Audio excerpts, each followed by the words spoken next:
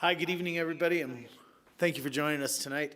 This is the Aspen City Council regular meeting for September 26, 2023. Could we have a roll call for attendance, please? Councillor Doyle. Here. Councillor Guth. Here. Councillor Hohenstein. Here. Councillor Rose. Here. Mayor Tory. Here as well. We have no scheduled public appearances this evening. That brings us to citizens' comments and petitions. This is an opportunity for any citizen to address council issues that are not scheduled for a public hearing. We do ask that you limit your comments to about 3 minutes so everybody has a fair and equal opportunity to speak. I will give you a little sign when you reach that 3-minute limit. Are there members of the public that wish to speak this evening? Joni, come on up. If you introduce yourself for the record, that'd be great. Joni Lieback, longtime local. Jody, I'm just checking to make sure your mic is on. Oh, thanks.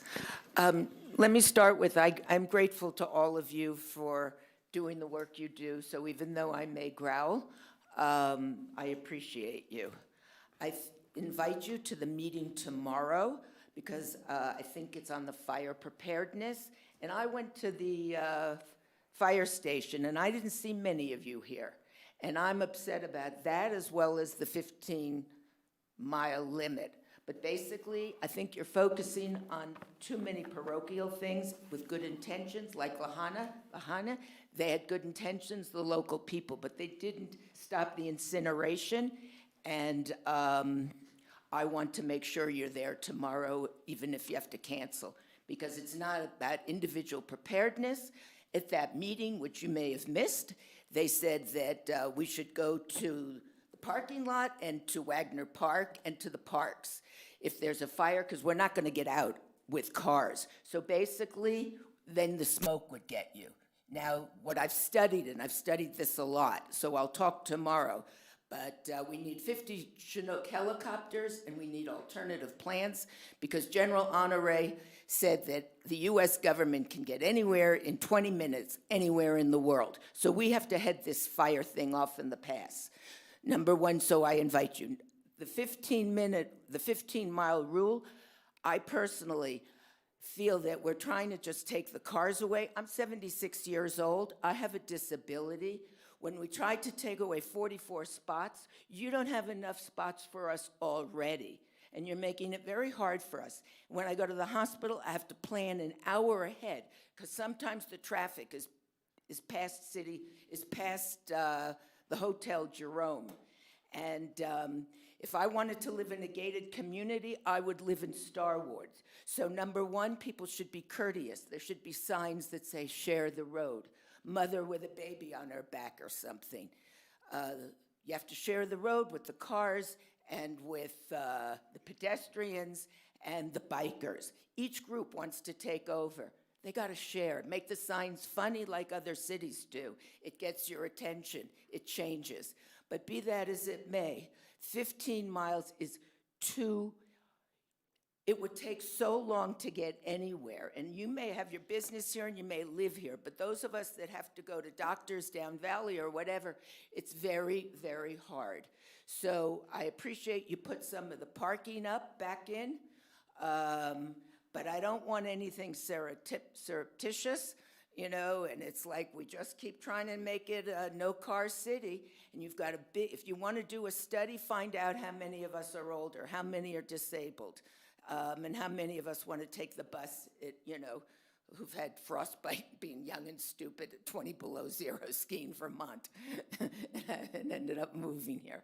But basically, let's not just focus on local issues. Let's really put our minds together. And it's important that we not just, also, the traffic is so bad because you've got all these one-way streets. That poor infant that died was because that realtor was texting, and anybody can text.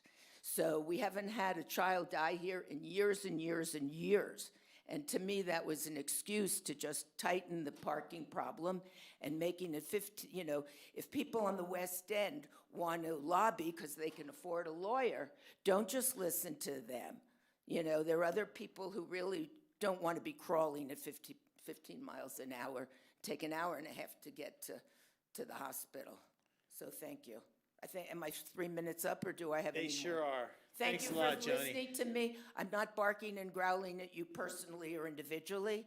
It's just that I'm very impassioned on this, and I want to make sure we don't incinerate and that we also don't get stuck in bad traffic on our way to getting out of here or not. Thanks, Joni.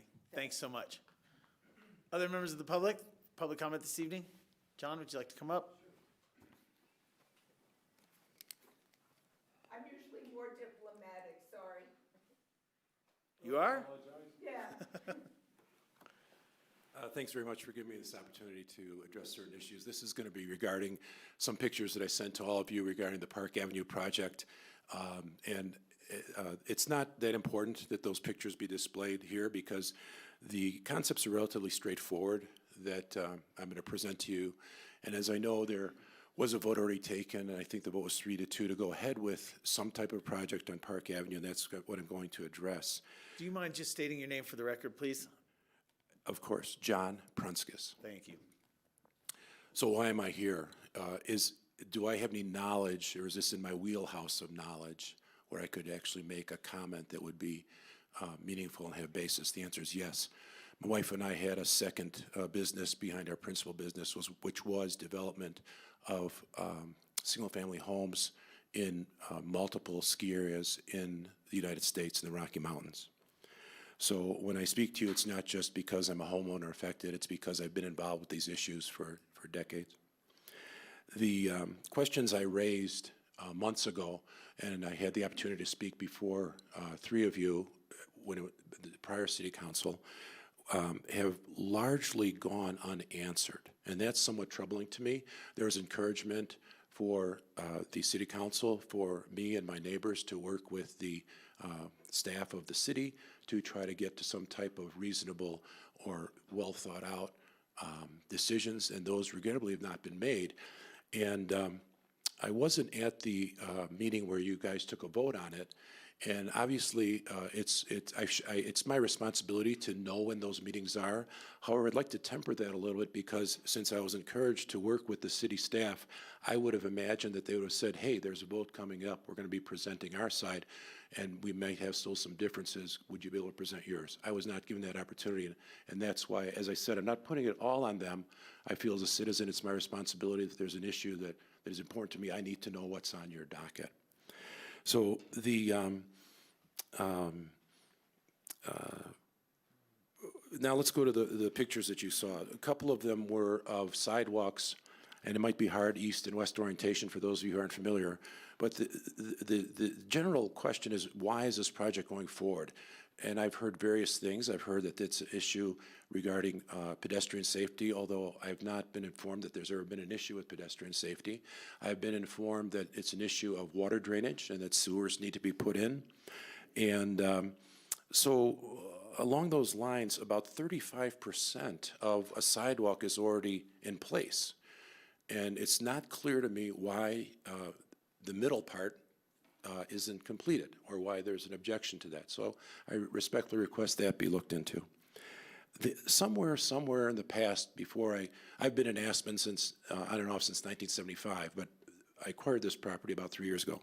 Somewhere in the past, this property was built, I don't know, maybe 20 years ago. Someone from the city or city planning approved driveway and snow melt and signed off on it. And now there's a decision or potential decisions to get rid of that with no effort to mitigate loss of parking places. There's no parking on that street whatsoever at all. So these questions about, okay, you want to do this project, which is still not clear in my mind, is the solution that is being considered worse than whatever the problem is now? That has not been convincingly demonstrated, I think, to many of us, especially on that street. So the one other issue is there's no parking on Park Avenue. So from the end of October to the beginning of April, the snowplows dump the snow, understandably so, on the sidewalks that I mentioned. There's 35% of sidewalks already in there, and there's 65% that there's a gap. So for the entire ski season, there will be no sidewalk access if that's a concern. And there has been one safety issue. Okay, great. I'll wrap it up. Thank you, Mayor. there has been actually one safety issue that has been identified, that has not even been acted on. And so coming around Park Avenue, driving south, is a blind turn. You can't, it's a blind driveway. There have been, in the last year, 2 motor vehicle accidents because of cars, because you can't see around that driveway. When asked, where can we put a stop sign there or a sign that says hidden driveway, the answer is there was a study done that says it's not needed. So I have certain opinions about studies, maybe you do too, but I'd like to look at concrete data. So in my opinion, in conclusion, if the sewers are an issue, put them in. You have sidewalk that's already built 35% of the way, fill it in. Don't widen the street, put a stop sign and a hidden driveway sign, and I believe I've saved the city several $1 million. Thank you. Thank you. Sarah, where is that project? I think it had council sign off and approval. It probably will come to us in budget authority for next year perhaps, but where is that project? I'm looking at Scott because I can't recall because it's been moved so many times in the council discussions off the top of my head. Do you recall, Scott, if it's a 2024? Because I believe we punted it because we were concerned about getting quality bids this year. I just don't know if we have made a final decision if 2024 is the year yet. Not a final decision, but it's proposed to be moved to 2024. And I don't think we're at construction drawings, but we're close. And then it would come back to council for budget approval, for contract approval, I should say? Yes. Okay, all right, thank you.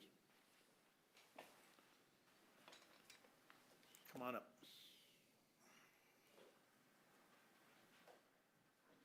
Good evening. My name is Nick Russo. I'm the controller for M&W Properties, and I'm here on behalf of Tony Mazza, the managing partner of M&W Properties, who couldn't make it here tonight due to COVID. M&W Properties is a member of the stakeholder committee, and we were one of the first to participate in the Building IQ's benchmarking program. I'm here to provide some feedback on the ground level effects the Building IQ program is having on our community. The Building IQ program makes conforming to the ordinance mandatory. This is punishable with fines and/or jail time. Putting aside whether it's legal to force existing building owners and tenants to retrofit equipment to meet the building performance standards, this new mandated policy will have the direct effect of dramatically increasing the operational costs of all existing buildings in Aspen. This is mainly due to the current state of technology and the lack of available green alternatives that can effectively perform in our long, cold winters. Without real alternatives, buildings are simply forced into paying the significant energy code REMP penalties or fees, as you call them. Paying these new fees does not result in achieving the city's goals of a reduction in greenhouse gases. It only increases the cost of everything for the average citizen. This is due to the fact that each building's operational costs are passed on directly to the tenants of each building via the triple net component of their rents. In order to survive, these businesses are then forced to pass on their increased costs to the Aspen community and our visitors. In our opinion, although well-intended, the city's 2030 and 2050 sustainability goals are completely aspirational, but they will have real-world economic implications for our community. Increasing costs dramatically at a time when inflation is becoming a real issue for everyone seems to unnecessarily exacerbate financial pressure in our community. Thanks for the opportunity. Thanks, Nick. Other members of the public that are in the room this evening? Sarah, come on up.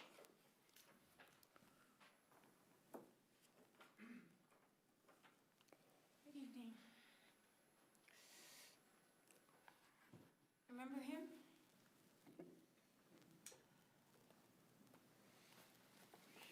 It's a portrait I was asked to do of John Denver. Ricky and the Newmans bought this and have been trying to get permission to put it in here in City Hall for a while. They'd like to loan it to the city to show.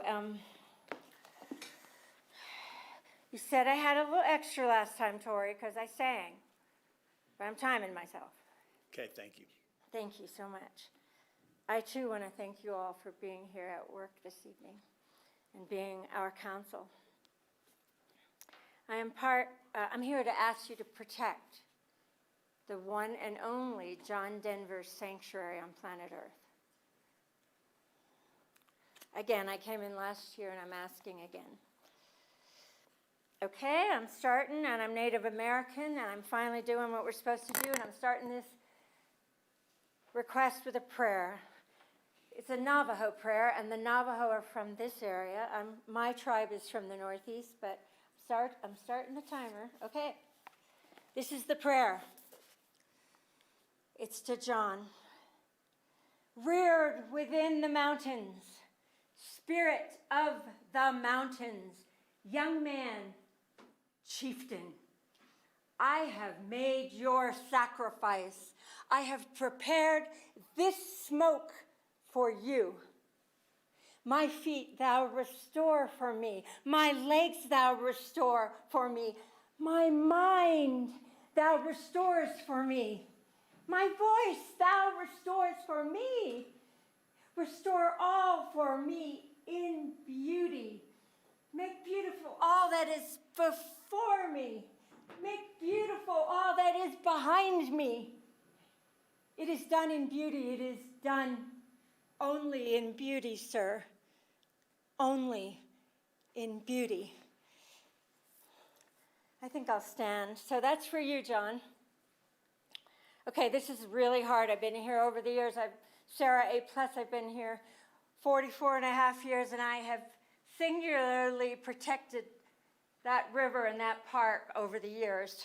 Kept the condos that the city planned to make it like downtown Cambridge, the condos and the parking garages off twice. Got the scientists for dark skies to come in here and get the lighting ordinance done and get those bright lights out. And I want to say I'm a theater artist, and I perform environmental works around the planet, and that was my theater, the Aspen Theater, to prepare my works. And I'm no longer able to work there presently, but perhaps in the future I will, because my goal is to protect the sanctuary and for Aspen to be once again a leading environmental community. Okay, so this is really hard, but I'm going to say it. I feel, and so do many other residents, that we succumbed when we built this building, which could have been a lot more green, although I know you're trying. We succumbed to urban pressure to build something that people in cities want, not what we need. And I hope this is the pinnacle of building a building that's not in sync with nature, because we could have made it greener, and now it's a burden to the generations behind us to heat it when the money's not flowing in like it is now, because we all know those things change. I'm 72. I had to refinance my studio to stand here, although I am a working artist. I just had 3 performances sold out in Telluride. I would like to perform in my own town, and you have to pay if you want to hear me sing this next time. Okay. It's 3 minutes. This is your job now. Okay, I got it. This is your job now. I'm not going to be here. This is the world sanctuary to John Denver. Okay, it does not need to be industrialized. By the way, I'm renting my art studio again. I tried to sell. I'm not going yet. If that doesn't get wrecked, maybe I'll stay. I'm close, I know. I'm getting there, Tori. Okay. I've asked people in the park, do they want a road? I heard through someone working on the project over there, to put in the theater they'd have to put in a road. Not a temporary one. It takes 20 years to fix the land under a man-made road that's torn up, at least. The state of the art of theater is virtual, okay? It's virtual. We don't need fuel. We don't need to cut down trees. There's already people doing virtual stages. Thank you. It's in your hands. Thank you, Sarah. Your 10 hands Thank you, Sarah. and your hearts and your voices. Please don't just pass another variance like it's just something to put through, please.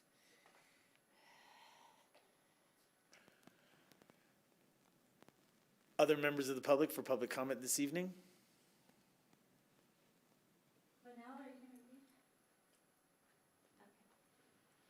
I'm going to look online as well, if there's any members of the public that are joining us online, if you'd like to make comment this evening.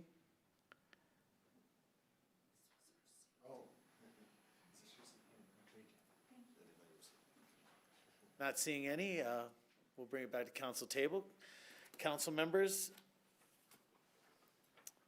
opportunity for comments tonight. We're going to start with Ward. Yeah, thank you. I have a few things to say. First of all, I'm tardy in this first comment because I thought November was Prostate Cancer Awareness Month, but it's September. I want to share with you that 3 years ago I was diagnosed with prostate cancer. A year ago, about a year ago, I went through my treatment, and it's really looking good for me. But what I want all of the men out there to know is that early detection is really key to this, and you have an opportunity at every health fair to take a PSA screening, and I encourage all men to get a PSA screening and all people to go to the health fair. There's one in Aspen, October 20th and 21st, and El Jabal on October 22nd. And you can sign up for that by going to aspenhospital.org or calling 800-217-5866. So I'm wearing the blue bracelet for prostate cancer awareness, and I encourage everybody to get screened, every guy to get screened. Second item is tomorrow night at the Gant at 6 to 8 p.m. is a Aspen Hope Center symposium wrap-up. I think it's an all-day event, but it's at the Gant. Third item on my list here is that the Aspen Aware Pick and Prepare emergency readiness event that was referred to earlier. It's 5:30 to 6:30 in this building in the Pearl Pass room. And I encourage everybody to attend that. And I would like from the city a information paper. Everybody can get a free assessment of their wildfire protection zone from the Aspen Fire Department. They can tell you what needs to be done. And I'd like an information memo from the city to say what permits may be needed to mitigate, and if there are any fees that need to be paid for those permits or mitigation. And I think that any fees should be waived that are for hardening your wildfire protection zone. That's, again, 5:30 to 6:30 at Pearl Pass Room tomorrow night. And on a lighter note, Colorado Avalanche are undefeated in the preseason. They're 1-0. Ooh, ow, ow. Oh, how about the Nuggets? Council members, Ward is asking for some information around fire hardening for homes, what permits are necessary. There's been a conversation around preparedness, and so I just want to make sure that everybody appreciate that and support getting some information from staff about what this issue involves. Yes. I just would like to check with you on timing for that. We had that on for the Parks Department when they're doing, you're going to see a request in the budget that was released yesterday for a natural resources manager, and this would be one of the things we're having them look at is code conflicts around tree preservation. Those aren't the only places where you may want to review your code. You have requirements for use of certain materials that are quite flammable in certain projects that you may want to review that as well. I'd encourage you to do that, Ms. Mill.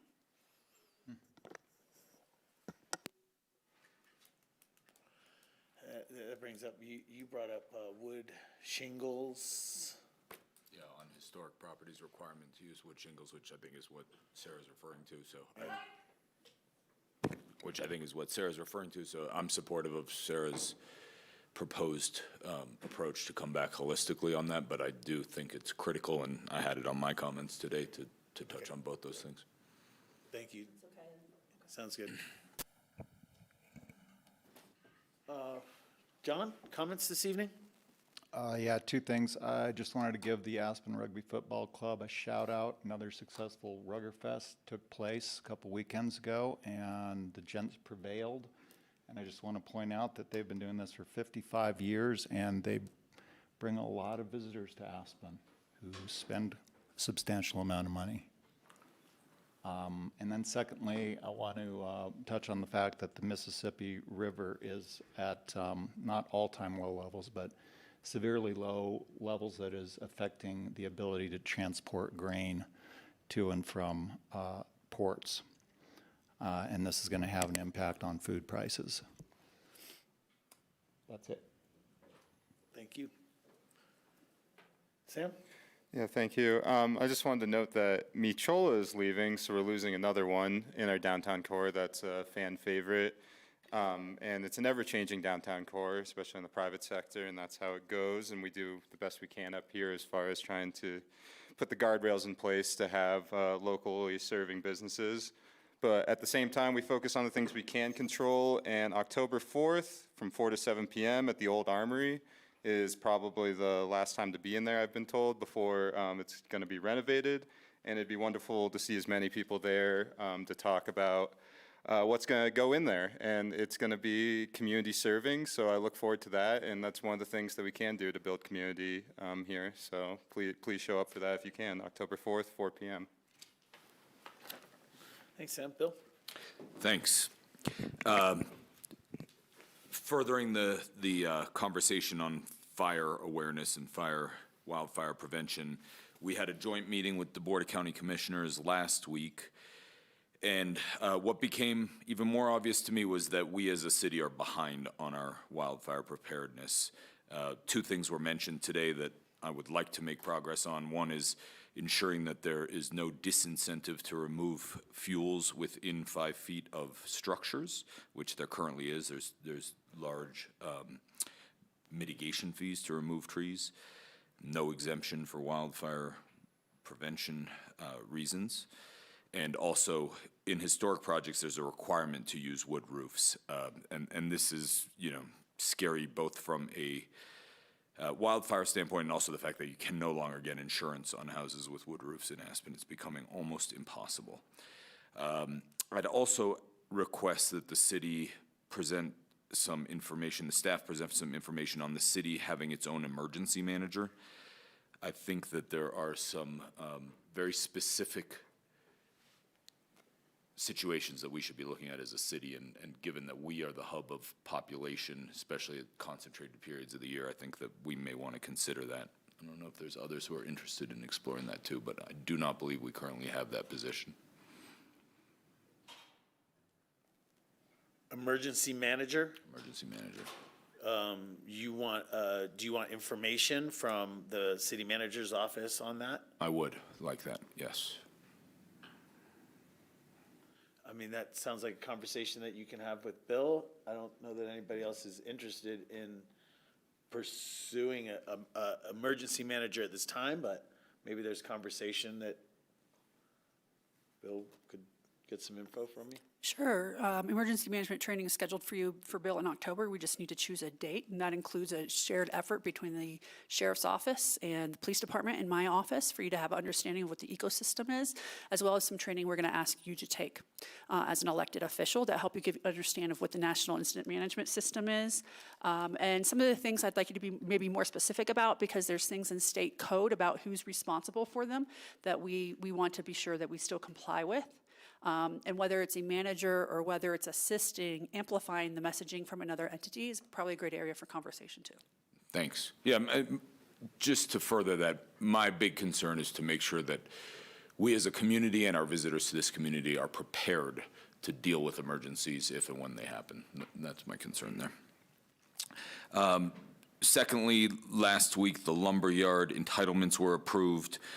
Tonight, we'll be discussing a release of financial information in executive session after this meeting.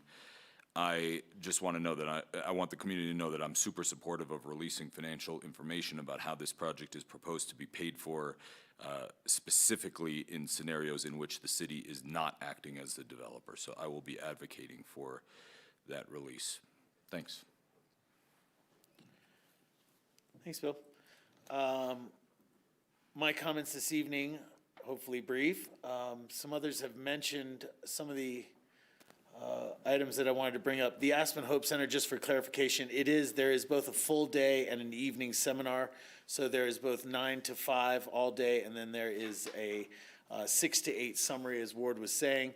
It is a ticketed event, but it does include lunch or dinner, depending on your session, and that is at the Gantt. Along with that, I just wanted to make notice of a couple events that are coming up. The ACES event at Rock Bottom Ranch is coming up in October. It sells out. Get your tickets if you can, early as you can. And then I know something that is of interest to everybody, which is the National Sheepdog Finals will be in Carbondale this next week. Make sure you get down there for that. You're welcome, for those of you that forgot. But tonight, really, my comment is around some Michelin acknowledgements that went on in our community. I don't think I've had a chance at this table to acknowledge Mawas, the Little Nell, and the Prospect at the Hotel Jerome for their recognition from the Michelin Guide. And the restaurant Bosque here in Aspen got awarded a Michelin star. Something for all of us to actually share in appreciation. The chef and family and employees that are over at Bosque are longtime locals, and they are very great representatives of Aspen. So we congratulate them on their Michelin star. That'll bring us down to agenda amendments, which I don't see any this evening, and city manager's comments. Council, just to follow up, that yesterday the 2024 recommended budget was released electronically. There'll be hard copies available for those of you who would prefer hard copies in the electric pass room for you to pick up starting on Thursday. And we'll be kicking off next Tuesday a lengthy month of budget discussions, and looking forward to receiving that direction from you. Secondly, I just wanted to clarify is tomorrow's event on wildfire safety is about personal and family preparation, not on community policy. So I want to make sure that's really clear so you don't go disappointed tomorrow or there's any confusion for community members. It is about how do you communicate during a large emergency. How do you choose a meetup point? How do you evacuate? What do you take with you and evacuate? Why you don't necessarily want to wait for the government to tell you it's time to go. Why you might want to act before that and how you can make some of those choices and you're empowered to do that.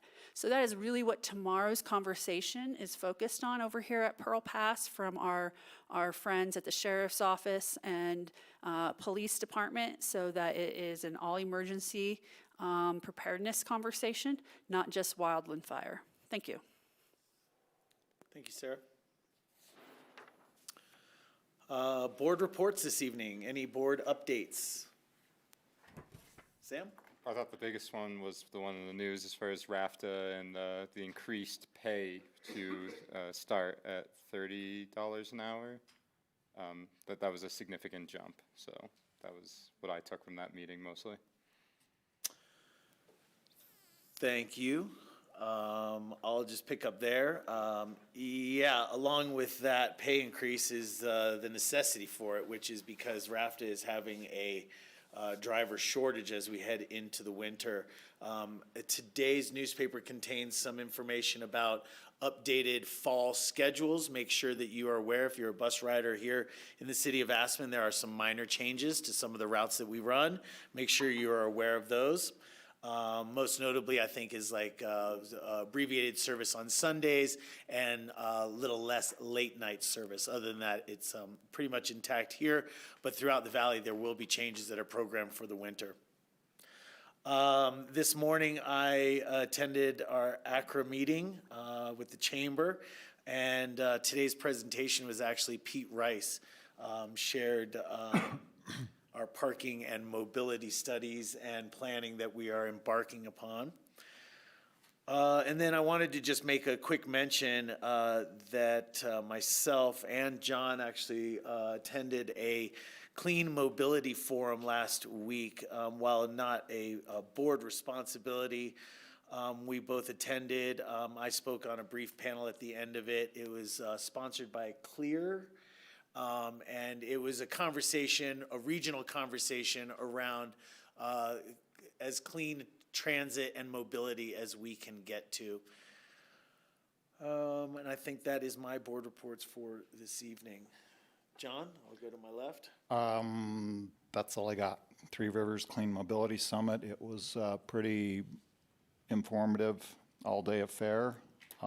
Billions of dollars being spent on our state for charging stations and electric vehicle credits. Not enough money on other forms of mobility, in my opinion, but anyway. Another couple things that I found interesting was that RAFTA has 157 buses, and that we are the largest regional transit agency in the state. Thanks. John. Board reports. Yeah, APCHA board report. We did have a meeting, and one of the items on the agenda was to consider a proposed resolution to denying the appeal of Dr. Singer and upholding the ruling of APCHA hearing officer dated March 17th, 2023. And the APCHA board upheld the decision of the hearing officer. The biggest issue was there were about 6 issues that were at question, but the biggest crux issue, I think, was that the decision was 4 months in the making, and there is a stipulation or a suggestion in the bylaws that ruling may be or shall be rendered within 30 days. And I think we're going to be looking in the future at having, the board decided and ruled based upon case legal studies and legal decisions that shall is a recommendation and aspiration, but not a mandate that it be delivered within 30 days. We had an update also from the communications department at the city of Aspen from Will and Carolyn Zachariason. They said that the APCHA website's a mess, that we need to redo the website, and that the city is going to be working with APCHA for messaging and for working with the website as well. And then after 3 weeks, 3 meetings not being able to get to it, we did have a discussion about the work plan for 2023 to 2024. Some of the items highlights APCHA team, that there's a staff development and qualifications for property management, to hire an outreach coordinator, and to have training tools for support for the APCHA staff, as well as expectations of behavior from APCHA clients and civil behavior to the APCHA staff. Home Trek continues to be refined, and suggestions were taken that the reports that are now quarterly should be year to year, so we can have a better understanding of how it's performing over time. An issue that has been big in the community is somewhere between compliance and you're kind of damned if you do and damned if you don't. If you apply the rules and find that somebody is not in compliance and they lose their housing, then you're the bad guy for telling people that they have to move out because they don't qualify. But we're trying to find renewed emphasis on qualifications, internal procedures, and external transparency. Regulations, we're going to be looking at possible rewrite of the application schedule and ownership category redevelopment. There are a lot of things that we've been talking about here at this table and at APCHA over the last couple of years that are included in the work plan for 2023, 2024. Community engagement is another area. Onboard outreach coordinator and introduced HOAs. Increase outreach to English and Spanish language. Continuing to evaluate the website. I think it needs to be updated. And then the final item on the work plan is for housing stock sustainability. So we're going to be seeing one of those tonight about the implementation of essential repairs grant program, complete the analysis of cap reserves for HOAs, and further publicize and develop right-sizing pilot program and right-sizing in the future. And that was what I wanted to report back about APCHA. Thank you. Oh, one more thing. One more thing. Go ahead, Colombo. Tomorrow morning at 9 o'clock, coffee, HOA at APCHA office at Truscott at 9 o'clock. 8 o'clock. 8 o'clock. So you better have espresso. Okay, so that was one more thing. 8 o'clock tomorrow at APCHA office out at Truscott. Is a meeting open to HOA? We invited HOA members, but anybody's welcome. Thank you. Tomorrow at 8. Say it again. Go nuts. AM. Thank you, Ward.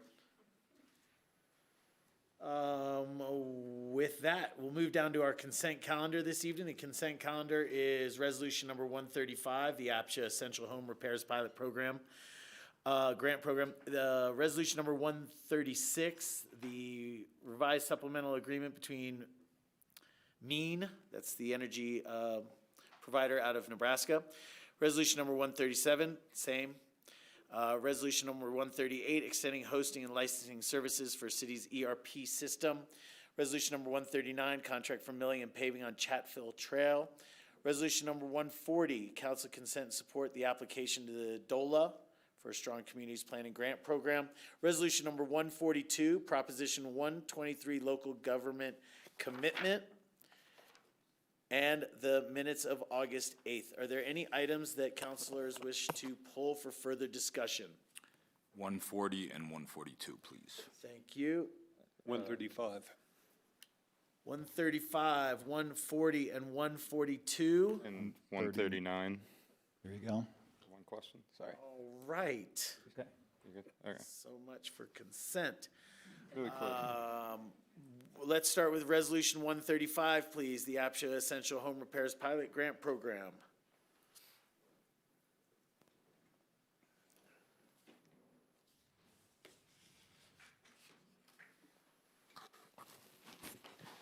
I wanted to bring this up because it's important that it's something we've been discussing for many years about you buy housing at deed restricted, and when you have repairs to be done, it's full free market value or for market price. And this program allows us to track the costs, the actual costs of essential repairs, and it is limited to individual units, not HOAs, and it is scaled by category 1, 2, and 3. You have to, the homeowner has to contribute according to what the category is. Category 1, they had to fund 10%, a minimum of 10%. Category 2, 20%. Category 3, 30%. So this is a grant. It's not a loan. It's to allow people to bring their homes up to safe standards. There was one question I had, and it was under the examples, and it shows example 1. I was wondering why the full $5,000 grant, shouldn't that be $10,000 that they?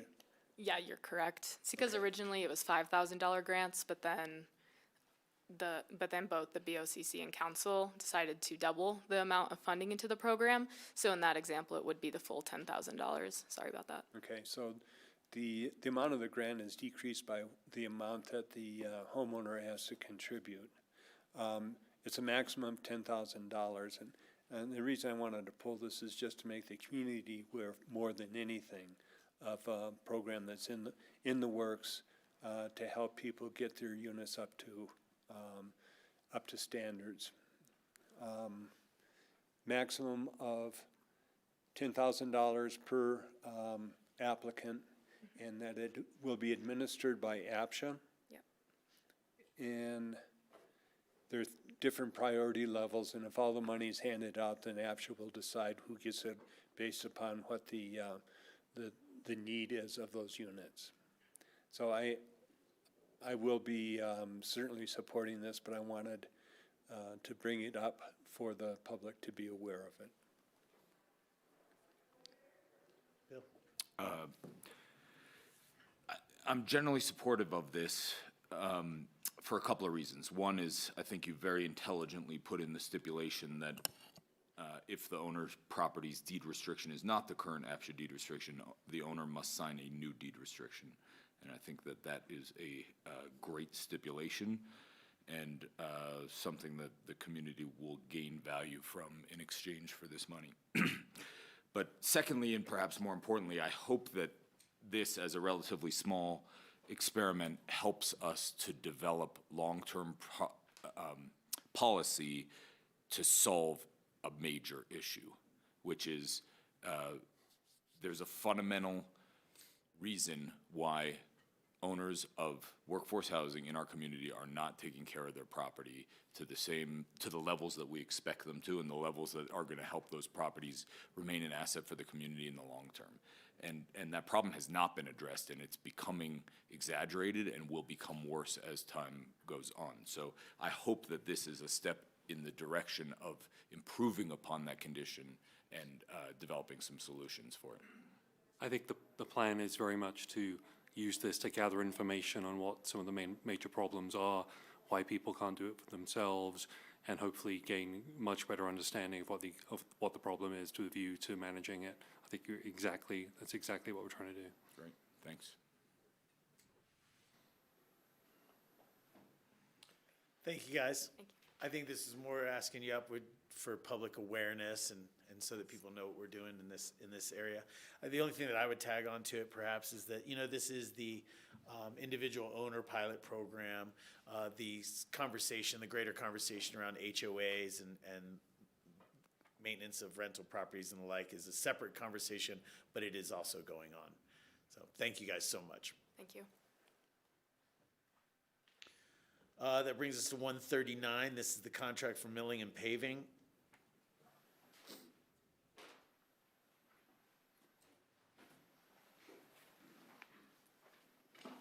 You get a volunteer to do it for that. That's not what it was. Was it just me? Okay. I just had one simple question of, as we talk about like emergency preparedness and evacuation routes, and this coming up onto our table to be repaved, is this an emergency egress route? Is there anything that could be done to make this an emergency egress route? And I clearly say emergency, but this does lead to Highway 82 if you take it a certain way, and in case something happened with Cemetery Lane further down, is there anything that should be done with this paving project to turn it into an emergency egress route? This trail, Chatfield Trail, runs from the tennis courts there back to the back of the driving range, and it is wide enough for vehicles. So it's not an impossibility at all that it could in an emergency situation. So to clarify, though, it is not rated, for example, for a tender truck or anything like that, nor would we send residents driving down this bike path. It is a very confusing place if they have not been to do that to them in an emergency. We would evaluate it for smaller response vehicles, perhaps in that area, but I actually think its location is somewhat limited and being useful for that. Yeah, that's fair. I just wanted to ask the question as we talk about this sort of thing to make sure if there was something we should be doing to make it more viable for emergency egress or for certain vehicles to get in and out, that we should be doing that. Otherwise, like, very supportive of the pavement there. I just really wanted to say that. Did we get any other bids on this? Just a single. I understand the challenges of getting bids right now, but I am seeing a concerning pattern, particularly in some recent things that the Parks Department has brought in front of us, that we're only getting single bids and we're sort of stuck with one choice. So, you know, I'm not opposed to this. It's a lot of money for 1,650 feet, but I guess I would request and encourage that we allow more time for the bidding process and be more proactive in soliciting bidders so that we can have a variety of bids to choose from for future work. Brian, would you like to speak a little bit about the outreach that's been going on in your department around bidding? I don't know if you're familiar with it as much as I have been with your team. Okay. So yes, that is exactly what's happening, and we're asking them why they're not bidding. And it is because there's too much work, and so they can't meet the delivery deadlines, which means delaying the public improvement for the community. And we're forced to weigh the delay of the project versus community benefit, and you're seeing brought forward to you the ones that we say the community benefit is greater. You're not seeing the ones that we're opening up longer, or that we're rebidding, or that we're not doing. For example, Park Avenue is an example of that. Where we just didn't even bring it forward because we knew we were not going to be successful to the council's expectations. So while you suggest it's a trend, I would argue that there's quite a bit that does not come to this table where we've already made that decision that we're not comfortable making a recommendation because the community benefit's not there for it. That's great to hear. Wasn't aware of the background. Thank you for that. Thank you guys so much. I had a first-time user of this trail say to me just yesterday how they were blown away by where it leads and what it has to offer. So, thank you guys. All right. Oh, is that right? That'll bring us to 140. This is the council consent and support the application of CoA, Strong Communities Planning. Absolutely. Is that you, John? That was me on this one, I think. Bill? May also be John, I don't know. Thanks, Ben. I think I generally get this. I was hoping that you could confirm for me that making this application does not obligate us to do anything, that everything would be optional once we get accepted into the program. Absolutely. Yeah. I think it's just it's a tool that I think a lot of communities have used successfully, both in affordable housing and in supporting locally serving businesses. This application's for the grant is really around affordable housing, but it's certainly us to understand this tool. One of the tools that we are out there that we haven't used in this community around these topics, and we think it has some promise, and this is really to give us better information about how it might work in the Aspen context. Great, thanks for exploring new avenues. Thanks, Ben. Resolution 142. Prop 123.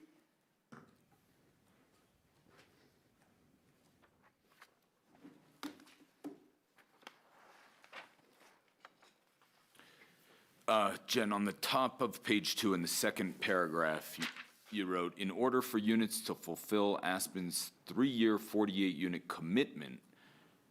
that's out of context for me.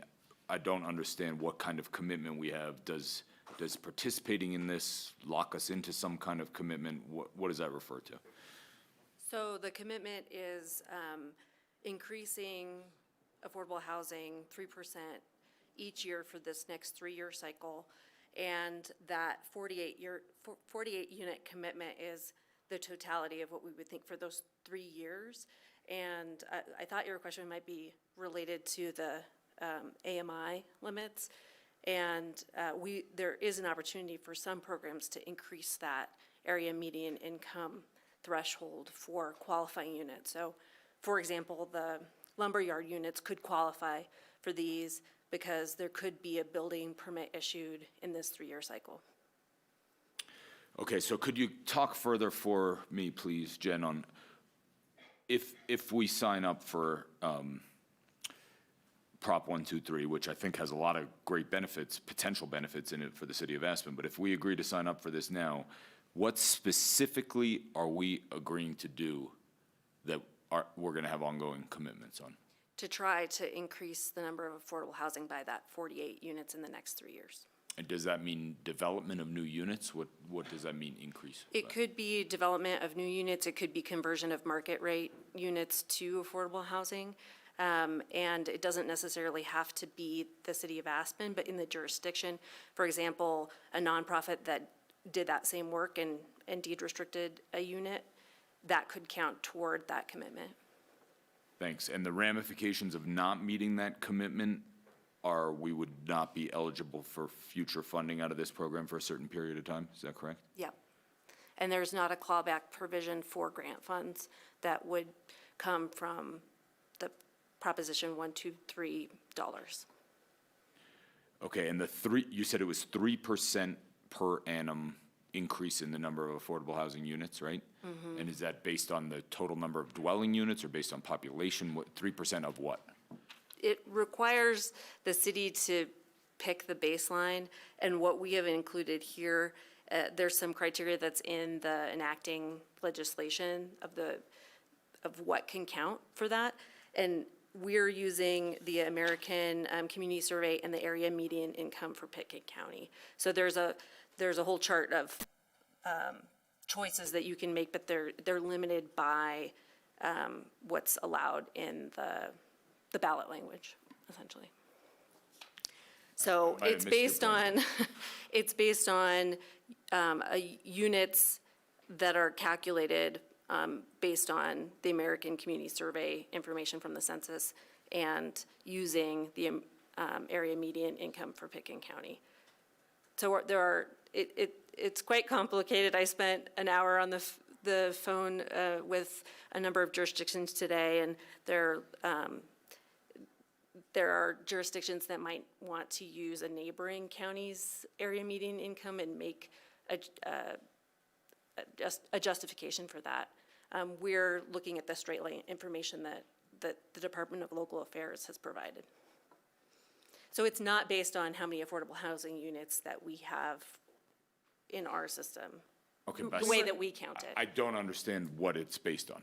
I don't understand how income has any impact on the number of units. I'm missing that. Sure, the incomes are because there is a requirement in the statute for the funds to be tied to servicing what I'll call a little bit of the missing middle in the Colorado economy, and that's why AMI is being used by the state in interpretation of how to deliver that portion of the product.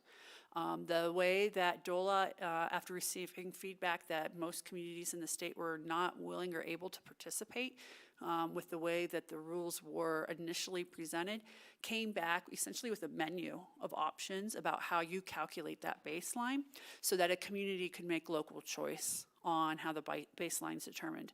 So we're presenting to you tonight what we thought was a fair and quite frankly the lowest baseline that we could present to you to become eligible for those funds. 48 is pretty high compared to other small communities throughout the state. Yeah, thank you. That's why I ask, is because I think that there's a lot of unpacking to do on Prop 123 and that there are some great potential benefits for Aspen, and I don't want to lose our chance to have funding in the future. So I don't know what the next 3 years look like in terms of the delivery of units in this community. 48's not an insignificant number. It's a meaningful number of units in our community, and it's not going to be that easy to accomplish. So is there any way to participate in this program and have a lower threshold number of units? You know, I doubt it. We could go back and do the math, but I doubt it. You know, I refer to the quote in here that says if a local government is unable to meet its 9% commitment, then it really just forgoes its availability and it can reapply in 2027. So if we fall short, it's small, but the try is what we're looking at right now. A question, Jen, on 123, this makes available to multi-jurisdictional. Would it make this available to the Valley-wide or whatever the name of the Valley-wide housing authority or So, and I attended a workshop on this at CML conference, and I think the emphasis there was, it was on lower income and land banking is what they were emphasizing, which isn't, there's not a lot of it available here, but up and down the valley, there is some land banking, some land banking opportunities. It isn't limited just to local jurisdictions. So yes, I think that the West Mountain Regional Housing Coalition could qualify, or potentially, other organizations that are doing that similar work. And it does allow for a regional commitment. So for example, if there was an IGA and there were units in a particular jurisdiction and their commitment was 48, but there were going to be 50 units, those other two, that balance could potentially meet, like, for example, the county's obligation if there were an IGA.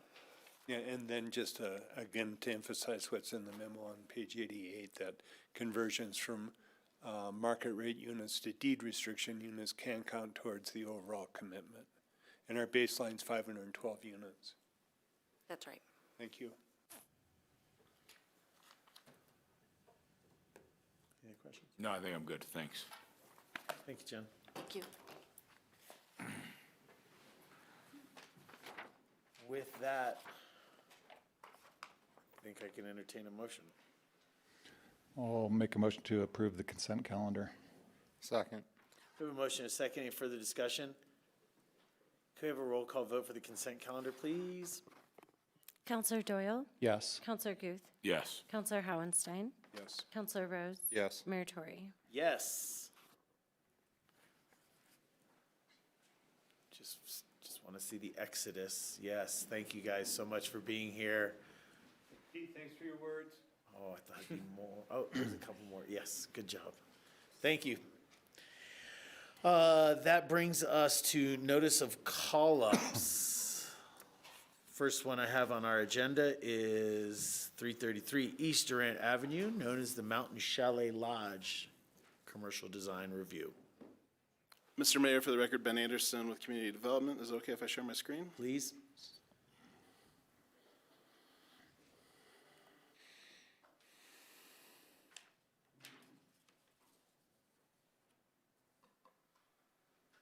You didn't show up early and plug in, and it worked.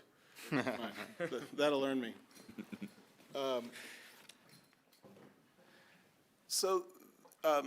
discussion this evening is about the Mountain Chalet Lodge. On August 15th, Planning and Zoning Commission approved a plan development amendment for the Mountain Chalet Lodge and a significant renovation.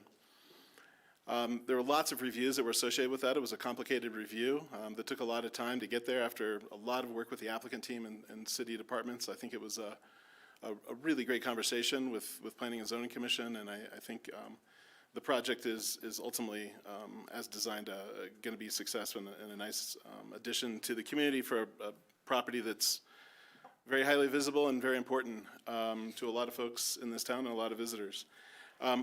The conversation tonight is specifically about commercial design review and aspects of the project as it relates to a whole set of standards, both in the land use code and in a separate document, our commercial design standards. But just to give you a little bit of a background on this project, because I think what you're going to see in terms of pictures and a revised site plan have a lot to do with an approval from a long time ago. In 2001, the Mountain Chalet got PD approvals for a very significant remodel that was designed to be done in stages. Some of that work has been completed. I think the most visible aspect of the project perhaps has not been completed, which is the demolition and redevelopment of the east wing that relates to Mill Street. During that PD approval, maximum height was set up, maximum FAR was set up, there's mountain view plane approval, and these things are important because a lot of the really difficult things related to commercial design were kind of baked into the rights that came along with the approvals in 2001. Again, this was a complicated project, and I don't want to go into this, but just know that this is a big project, and We spent a lot of time looking at it. It was, it's a challenging property in terms of its, conditions going back prior to 2001, what the existing conditions are, what are the proposed conditions with the remodel, how does the project conform with that 2001 PD approval. We ultimately, I think after a lot of work with staff and the project team, came to a very clear understanding that the project as proposed is consistent with that 2001 PD approval, with some new changes that we also reviewed against the current land use code. It's important to note that across the project, it is not triggering demolition as it's defined in the land use code. That was important, particularly around growth management requirements. Anything that they're proposing, does it raise concerns under current codes? The answer ultimately to that was no. And, we did a lot of work in the lead up to the land use approval as the project moves to the building permit, ensuring that it continues to conform with the PD approval and current code. We did include the memo, we did include the minutes from that P&Z discussion. And again, this is a little bit more of an extensive discussion we typically do during notice of call-up, but it is a really visible project and wanted to give you a little bit of a background. So your notice of call-up specifically amongst this whole set of reviews, specifically related to commercial design review, but again, part of a much larger review with a lot of different review criteria. And again, P&Z unanimously approved Resolution 7 at their meeting on August 15th. In commercial design review, again, for council's background, I think when you folks see notice of call-ups, it's usually around historic preservation. For non-historic properties, these are the set of things that are involved in commercial design review. There's a set of general standards that apply across our commercial properties. There's a mountain-based character area, which this property is a part of, and then also there's some standards related to pedestrian amenity. But just to kind of run down, we were looking at site planning, the building orientation to the street and neighboring properties, mass scale, entry features, architectural details, and the materials of the proposed renovation. Again, just to give council and the viewing public a little bit of understanding of what was approved by the Planning and Zoning Commission. In this view from Durant, it's really the left part of the building that's going to look most different following this project. Again, that demolition of the east wing is going to be a significant aspect of the project that's proposed. You can see the relationship of that east wing as proposed in the top image. This is a rendering of what that looks like from Durant that was included in the application. From Dean Street, you can again see that there are some changes to balconies, but really I think the most prominent change is going to be on the right side of that image in that east wing. And again, a rendering there of what that will look like as proposed. I think staff ultimately was really pleased to see the presentation of these slides in the application. I think that the current building has a look that I think we've come to understand with the details and the chalet features and the balconies, the shutters, and the flower planters that are removed during the winter season. But as proposed, as presented during their application, this is the aesthetic that the final materials for the building will pursue, and I think staff was happy to see the dedication, I think, to this aesthetic, because I think it's really important to the current building and likely what the community would expect to see. So we were happy about that. In terms of site planning, this is again another important part of the commercial design review, and in this case, I do think there's some really important improvements that are proposed, particularly around pedestrian facilities, the way that visitors will come into the building. I think we've all had the experience coming in off of Dean Street and not really sure where to go into the building and how to get to the lobby and how to get to other places. I think those kinds of things have been significantly improved by this design. There is going to be, where that reception box is, there's going to be a new one-story building there that's going to serve as the reception area for the hotel. They have moved trash and recycling pickup off of the ramp on Mill Street to a new enclosure on Durant. Transformers have been relocated. This was a major part of the work with the project team to land on the location for those transformers. And we also had a fairly extensive discussion about the balconies on that east side, kind of as they hang over the garage ramp. That's technically in the city right-of-way. Where that garage ramp is, if they've had a long time encroachment license to access that garage. And those balconies are going to hang in a little bit into the right-of-way, but because of the presence of that garage that's not going anywhere anytime soon, we had a conversation there. So I think from a site planning perspective, staff is really supportive of the improved pedestrian features on Durant, making that a much better situation. I think it's going to be moving around this project is going to be a much better experience as a result of what they've designed. With that, I'm happy to answer any topics or answer any questions or topics for clarification. The applicant team is here as well to answer any questions that you might have, but we support P&Z's decision and recommend that council not pursue call-up on this matter. Ben, could you do me a quick favor, and will you go between the two? You had a artist rendering, I guess is what I'd call it, from, okay, you can start with that one. Okay. And then will you go to the other from the Durant side? Yes. Okay. This may just because of the way that it's rendered or what have you, but the eastern part of the building and the eastern wall, in this photo from Durant Avenue, you see 3 distinct balcony levels. Mm-hmm. Will you go to the other rendering? Oops, sorry, wrong way. There. And there I see 2 distinct balcony renderings. I think it's the way that the project relates to grade. I think so. It's going down here. Slope of Mill Street takes the whole story out of the building visually from the north side of Mill Durant to the south side of Aspen. So what you can't see is the lower balcony is being covered in this rendering by the planter boxes to the head corner.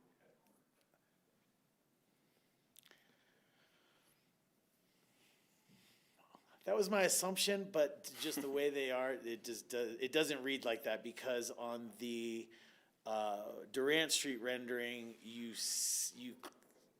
anyway, it's 3. Thank you.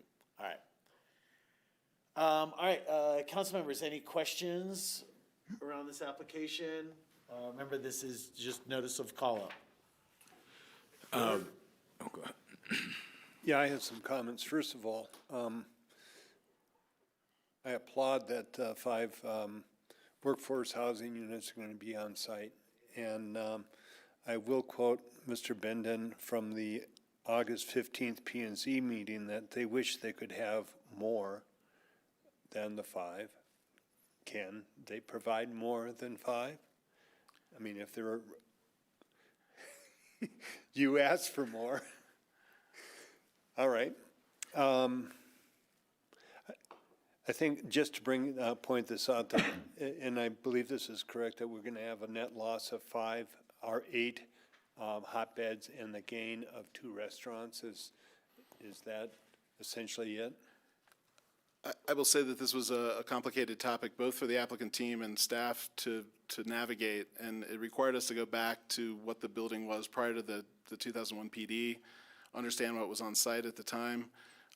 That 2001 PD was not the most accurate document that perhaps has been recorded with the Pickens County recorder. Had some detail absent in terms of exactly the number of rooms that were present, and then what was going to be proposed in those phases as the project moved forward. After a lot of back and forth and trying to understand the conditions prior to 2001, it's essentially a wash in terms of the number of units that were present prior to 2001 and what's being proposed in this renovation. Now, I will say that at the sort of max PD approval that they got, that there was, I think, an additional eight units, but, you know, I think it's a wash from what was there from 2001, and that's what we ultimately we're evaluating. I will say in terms of their average room size, as proposed, that number is going down a little bit. So, yeah, I would say that in terms of the total amount of square footage within the building, there is a shift to more commercial than there is currently. This building as it was when it was purchased is probably the funkiest building that's left in town. Coming in and getting from one end to the other has always been a challenge and in somewhat of a treasure hunt. And I'm supportive of this. I think it's a good addition to this town. Thanks. Bill? Thanks, Ben. Were any variances requested as part of the application to P&Z? No. Are there going to be any subsequent applications to either P&Z or council before this project's fully approved? No. As approved by P&Z, should there not be any additional changes proposed by the project team, it would go straight to building permit. I take that back. There's a step before then. Normally on plan development amendments, the original development agreement and plan set kind of continue forward, and we make some changes to those as necessary. Because of the quality of those documents going back from 2001 and because of the significant changes here, the applicant team has agreed to redo the development agreement and the approved plan set as it moves towards planning towards building permit. So we're working with the applicant team on finalizing those documents, but essentially it's an update of things that were already recorded related to the project that we're updating to reflect the current proposal. Got it. The reason I ask is because I'm curious if there's any opportunity for us to make a request of the applicant or to have any leverage with the applicant. I'm super excited about the addition of the 2 restaurant spaces, and I want to make sure that they remain restaurant spaces in perpetuity. I don't know, but I believe that a restaurant space could be converted to retail, and I think that's what we're going to see happen at Michola, and that's something that I've been talking about for many months. That was my fear there, and it's coming to life right now. So I know unrelated circumstances here, but if there's any way, I don't know if the applicant would voluntarily agree to this or not, but I would love to see those restaurants remain restaurants forever. I will say, and you could have that conversation with them, certainly if you like, but. Can I? I don't know if Jim would let me do that. I think that's up to somebody else. But I will say that just in terms of the location of these restaurants, I think probably not an expert in this area, but it seems like that's what they would be used for. They're not going to be street level spaces that are, have nice storefront windows associated with them that, welcome the public in to purchase goods. But you're right. I mean, it's commercial net leasable ultimately, and they're depending on what was going on there. There's some conditional uses for what can happen in the lodge zone district in those commercial spaces, but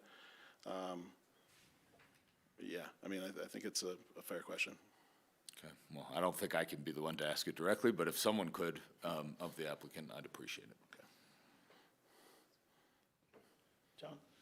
I don't have any questions, but I also wanted to comment about the restaurants. I realize not all these restaurants are going to come online at the same time, but I'm aware that with the Lift One corridor redevelopment, there's going to be 4 new restaurants there. We were talking 2 here. We've got the Bidwell Building, Main Street Bakery, Red Onion, and I know I'm missing a few. Where are all the restaurant workers going to come from?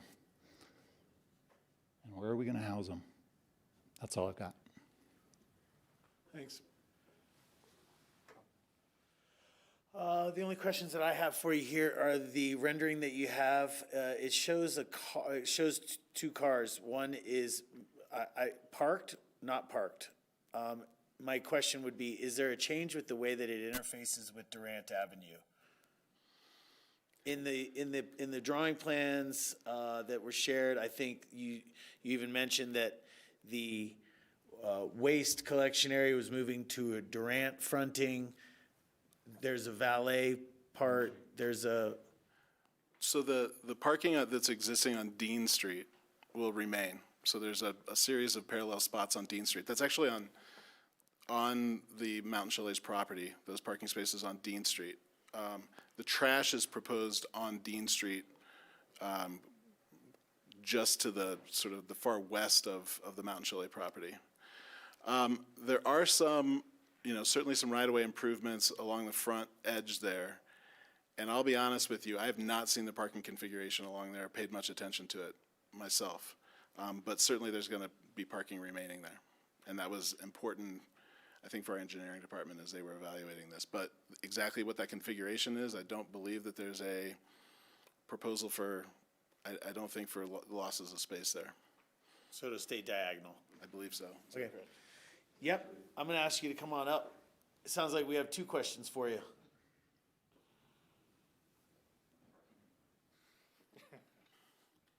If you just introduce yourself for the record.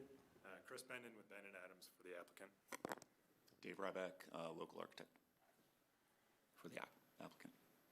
So we'll go in reverse. My question was around changes to the front. The rendering that's shown here, it looks like those are people on a patio perhaps. And maybe I was looking at it backwards. I thought that the valet was up front. Valet is off of Dean. Off of Dean. Off of Dean. Okay, so I was looking at it upside down. Yeah, so cars get out of the sort of the traffic and the sort of chaos of happening on Durant. There is a bulb out on Durant happening there. That's where you see in the rendering people enjoying outdoor dining. There's a few spaces, parking spaces, that are sacrificed for that. The remaining portion of the street remains head-in diagonal parking. There was quite a bit of conversation around the large tree there and getting access in. I mean, the building was built primarily before codes, or at least modern codes, so there's just just never-ending code issues.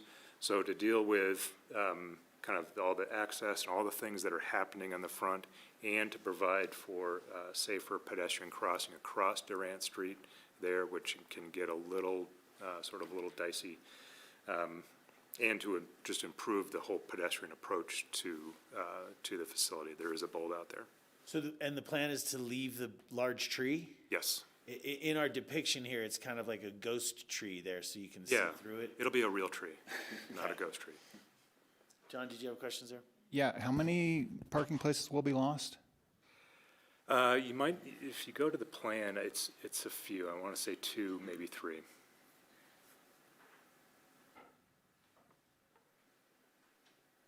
Yeah, so that's where you see the diagonal kind of head-in parking there.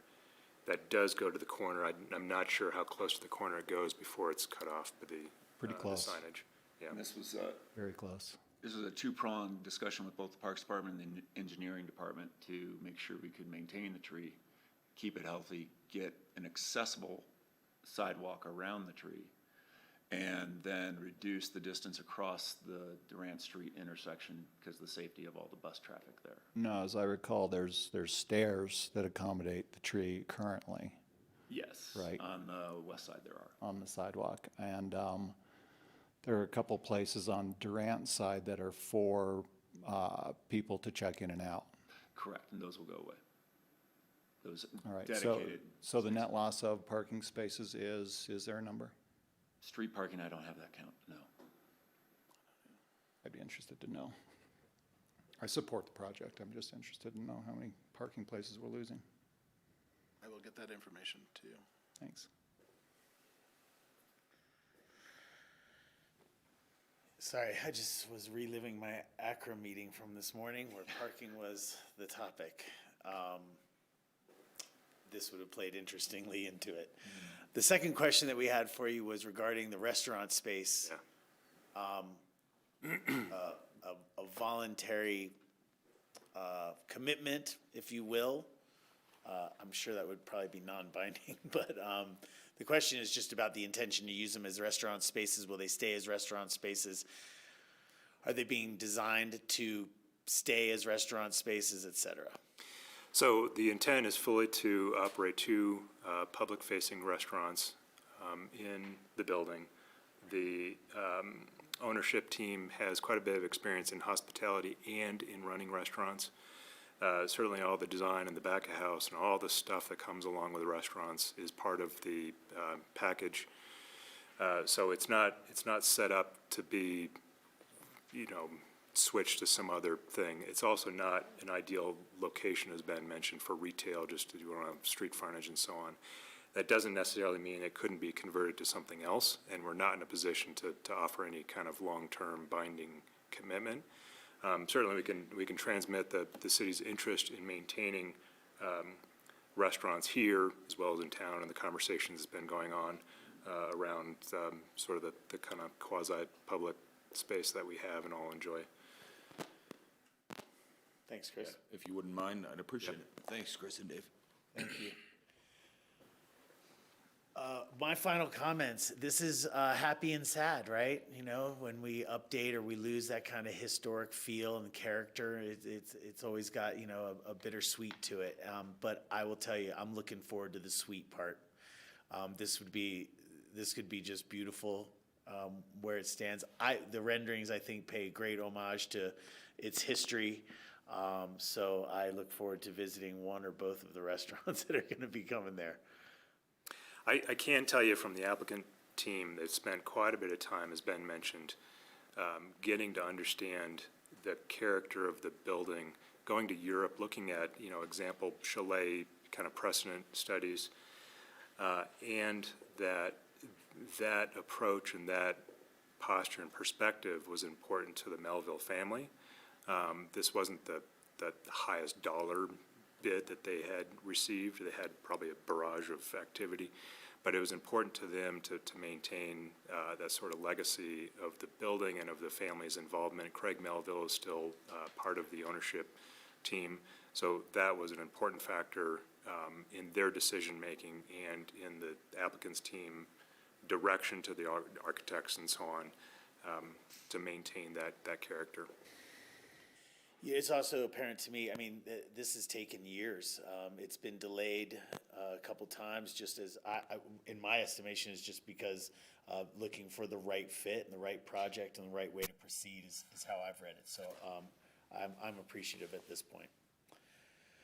I don't see any motions for call-up on this project. Thank you for answering all of our questions. That's a lot of discussion over nothing. All right, thank you. Thanks. Good luck.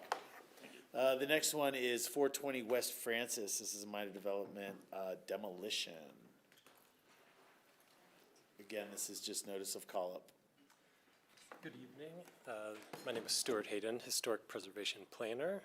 May I share my screen? Please. Thank you. And council, while we're getting started, this is Stuart's first opportunity to present to you since he's joined the team. He's been with the commission several times, but just want to take a moment to formally welcome him to this forum with you all. Welcome. Thanks. So I'm here to notify City Council of the Historic Preservation Commission's adoption of a resolution approving with conditions a land use application including the demolition of a structure on a designated historic property located at 420 West Francis Street.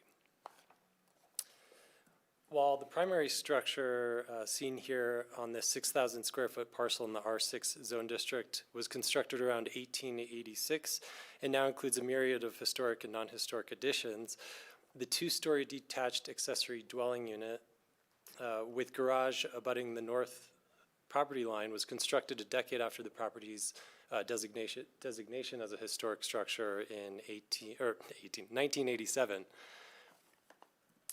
Sometime thereafter, the owner via deed restriction voluntarily committed the non-historic accessory dwelling unit to be used as affordable housing.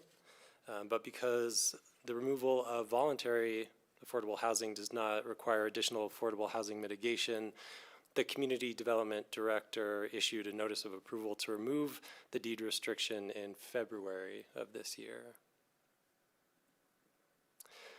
In addition to a certificate of appropriateness for minor development and a rear setback variation, the demolition of the non-historic accessory dwelling unit received unanimous approval with conditions from the Historic Preservation Commission on July 26th of this year.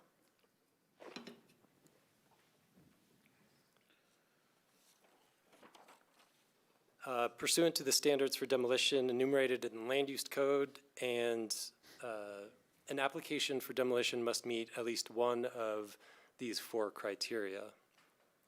Because no documentation exists to support or demonstrate that it has historic, architectural, archaeological, engineering, or cultural significance, the ADU at 420 West Francis Street meets criterion D.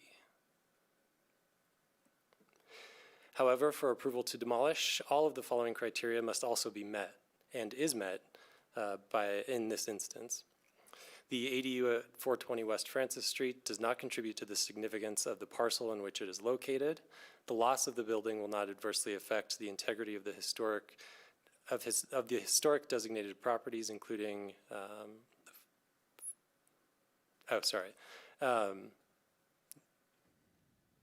will it not adversely affect the integrity of historic district or its historic archaeological aesthetic relationship to adjacent designated properties, including its neighbor 434 West Francis Street, which is also a designated historic site.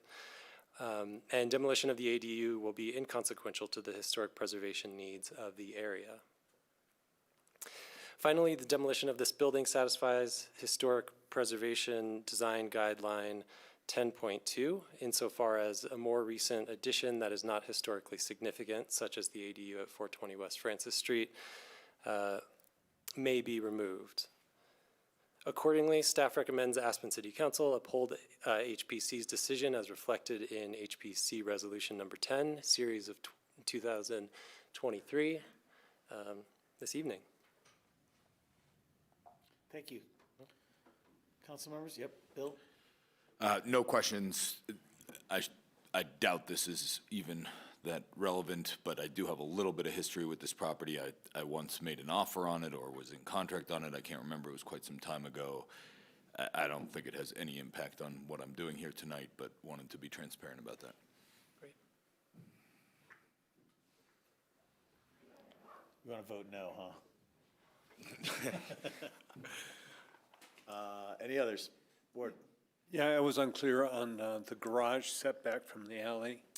Yeah, so the variation on that HPC approved was based on the existing setback of the accessory dwelling unit, which is less than the 5 feet required.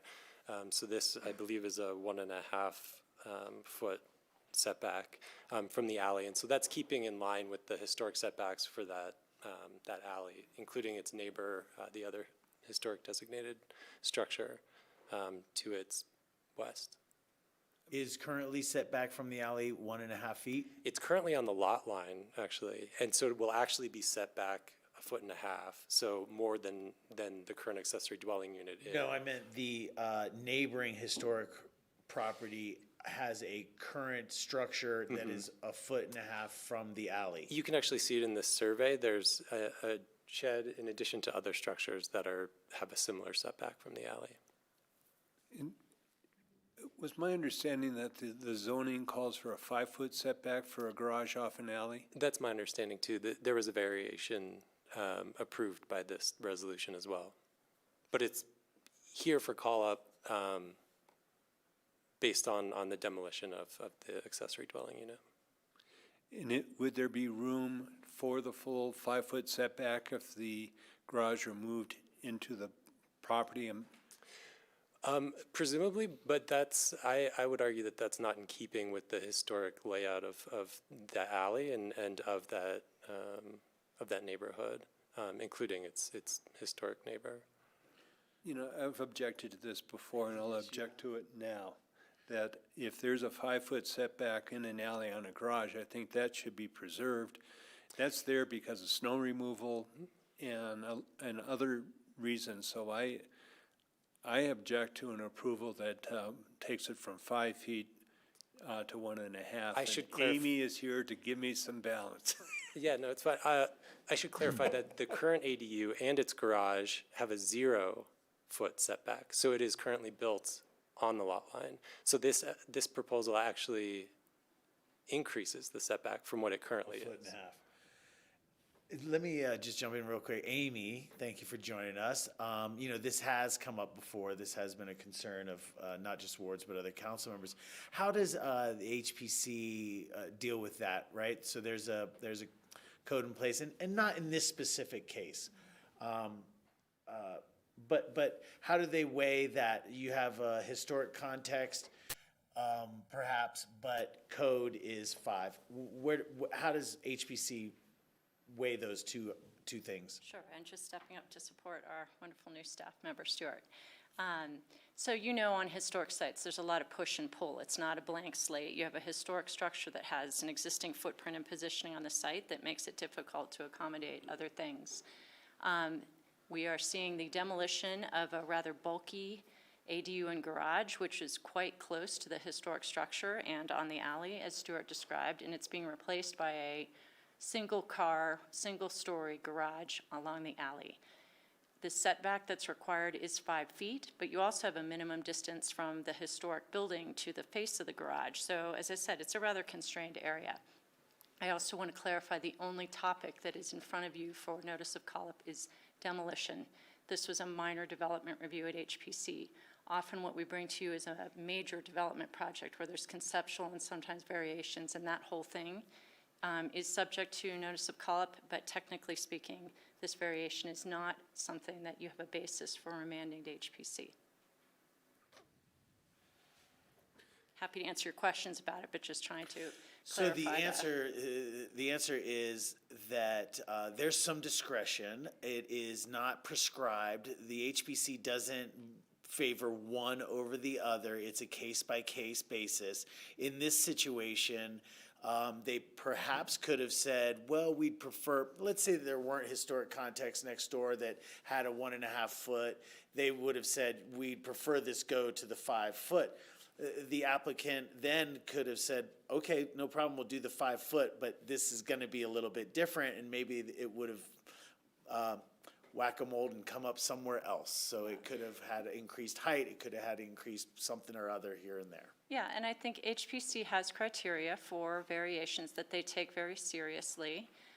It is typical in our historic development pattern that accessory buildings were close to the alley. This is a detached building, so it removes some of the bulk that could be connected to the resource. So there were a lot of things they saw were a plus here. And again, you've got to have 5 feet between the back of the historic house and the garage, so there's a limited area to build in. Thank you.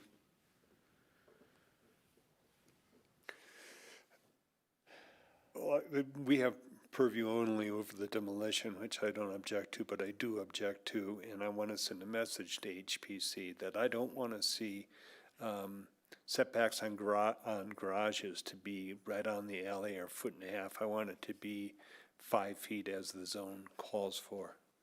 We'll relay that to them, thank you. 1 of 5, but thank you. No further questions. I don't see any desire for call-up of this item. Thank you. Thank you, guys. Nice to meet you, Stuart. Yeah, likewise. Well done, Welcome, Stuart. Yes. Thank you. That'll bring us to first reading of ordinances this evening. And just so council members and our audience knows, we have first reading of ordinance now. We have a public hearing, an action item, and then we EOTC meeting prep, an executive session as we close out our meeting. We're at 6:45 right now. We're just going to keep on going, guys. If anybody needs a bio break, you're welcome to that, but we're not going to stop for a dinner break, and we're going to try to get through our agenda.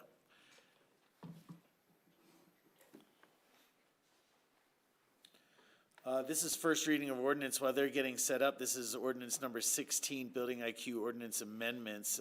I could take a motion for reading. I'll make a motion to read ordinance number 16, series of 2023, Building IQ Ordinance Amendments. Second. We have a motion and a second. Any further discussion? Could we have a roll call vote for reading of ordinance number 16? Counselor Doyle? Yes. Counselor Guth? Yes. Counselor Howenstein? Yes. Counselor Rose? Yes. Mayor Tory? Yes. Ordinance number 16, series of 2023, an ordinance of the Aspen City Council amending Chapter 8.60 Energy Benchmarking to reduce greenhouse gas emissions. Can I share my screen? Please.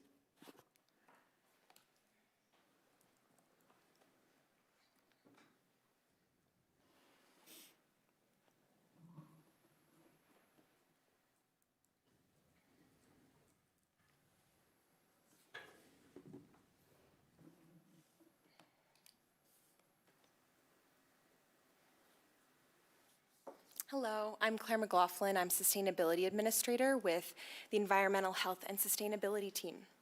And I'm Philip Supino with Community Development. And we're here today for a first reading of the Building IQ Ordinance Amendment. The request of council is to approve the ordinance on first reading. The presentation we'll have today will first share some relevant background on our Building for Performance Standards Stakeholder Committee, and then at the end we'll get into the specifics about what the small changes are that we're going to be requesting to make to the, of council to make to the ordinance.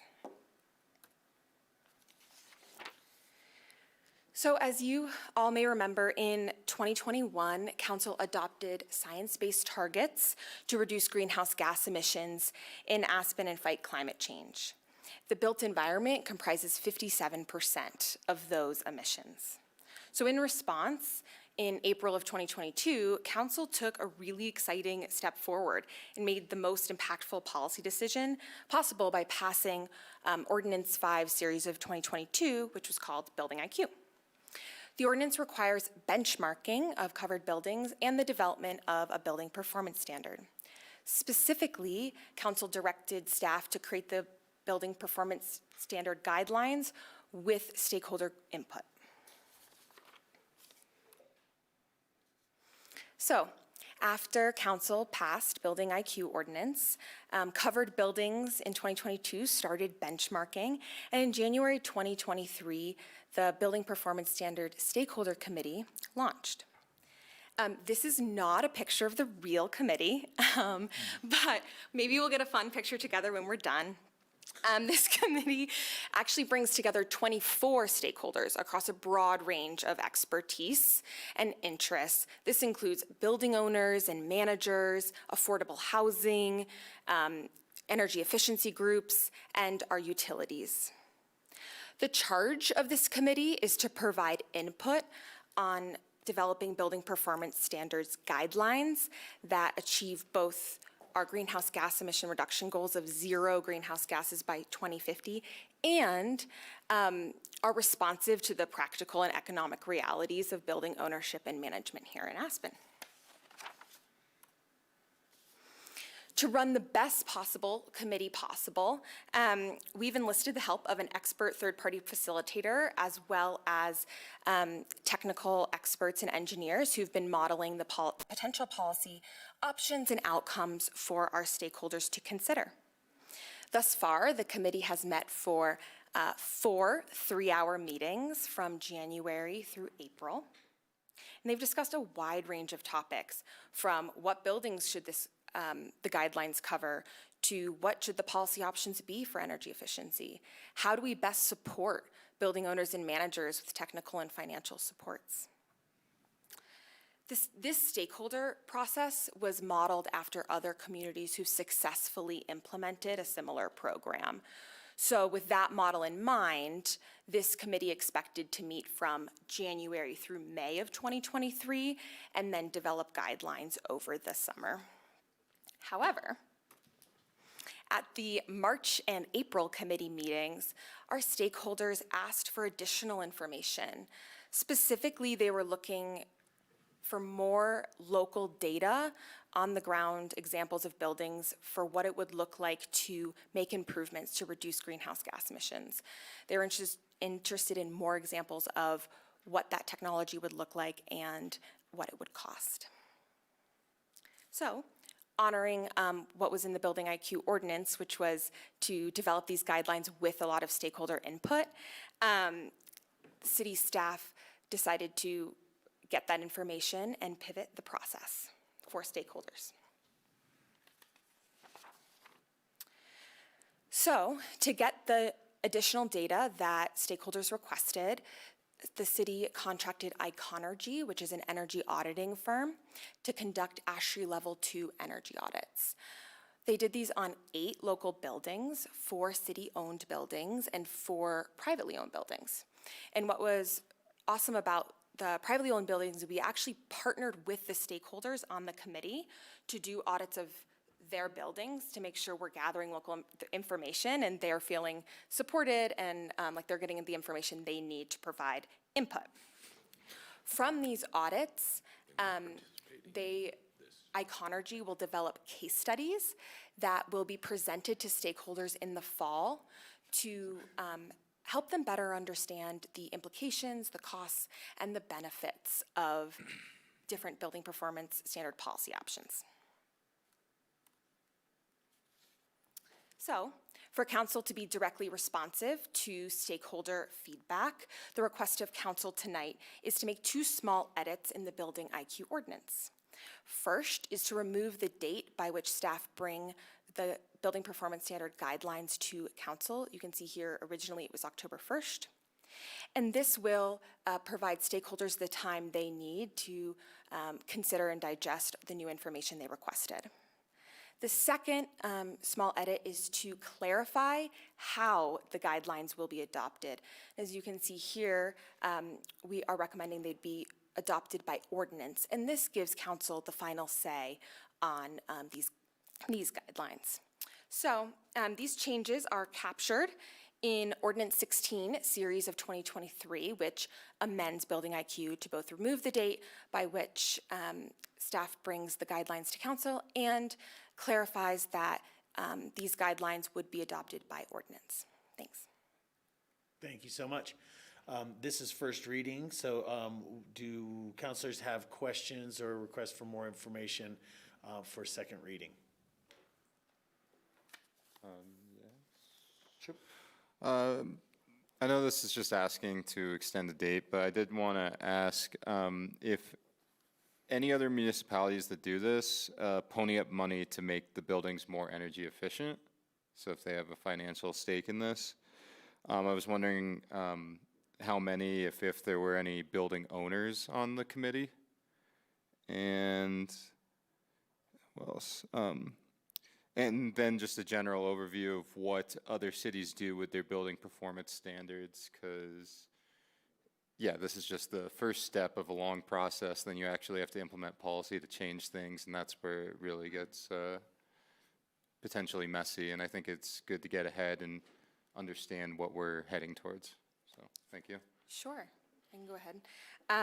So for which building owners are on the committee, we have representatives from CoA, who own many buildings, as well as Jimmy Marcus, who represents 2 different building owners, himself and Mark M. Devco. And then we have Kim Ryan, who represents M&W Properties. And then we also have affordable housing representatives. They don't really own the houses, but yeah. And, ASSET, city asset, which owns buildings. Thanks. I also remember, I had one more question. You said buildings are 50% of the emissions from Aspen, and I was wondering if you could, when you say that, if you say 57% of what emissions? Of the total, so we do, of the total emissions in our community. Yeah, because, you know, statistics you can manipulate, so 50% of like 1 cubic, I don't know, of like a small amount is not that big a deal, but 57% of a big amount is a much bigger deal. So to make your point, that'd be nice to know. Thank you. Thanks, Sam. John? Yeah, I just wanted to say the main reason we're going forward with this is obviously to reduce greenhouse gas emissions. And while I understand the public's concern about how it's going to be paid for, the idea is these retrofits, if you will, are designed to save energy and save money in the long run. I saw this quote today, which I think encapsulates what we're trying to do. The good news, most new buildings are pretty energy efficient. The bad news, most buildings are not new. This is a huge problem in the face of climate change, but there's a growing movement to better measure how bad these older buildings are in terms of their carbon footprint.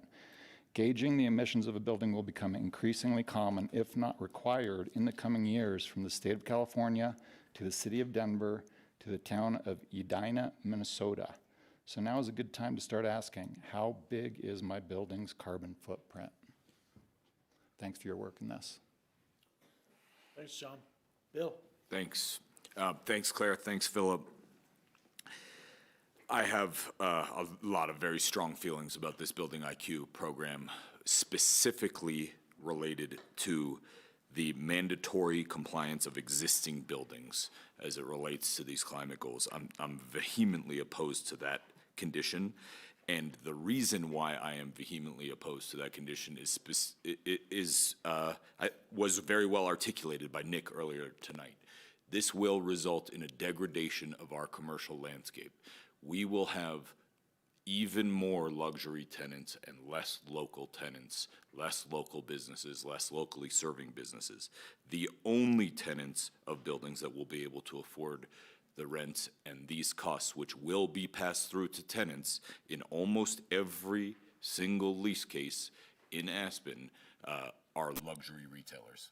And so, as you consider this, I ask each of you to ask yourself whether you want more luxury retailers in Aspen and only luxury retailers in Aspen, or whether you want to support local business and locally serving business. This will result in a loss of those. I will not support any further work on this program without a guarantee that there will be no component of this program that requires mandatory compliance from existing buildings. There are huge litigation risks required associated with this. This is first reading. That's nice. I'd like to make comments on first reading. I appreciate that it's first reading, but I am very opposed to this. That's great, but this ordinance that is in front of us is about 2 items, and the work that you are advocating for is the work that can come, the work that we want to get to. So I understand and I appreciate it. You can make your remarks. I will remind you that this is first reading about 2 items, not the longer picture. The longer picture we will have time to work on, the longer picture we will get to. Thank you. I appreciate your reminder. I do not want to be spending my money and my community's money on progress on this that I think is wasteful. That's why I'm making those comments now. Okay, I but am that's not concerned. what the question in front of you tonight is. Any further work on this ordinance and on mandatory compliance of existing buildings is wasteful and is risky and brings a significant litigation risk that all of you have been warned about in a memo from Jim.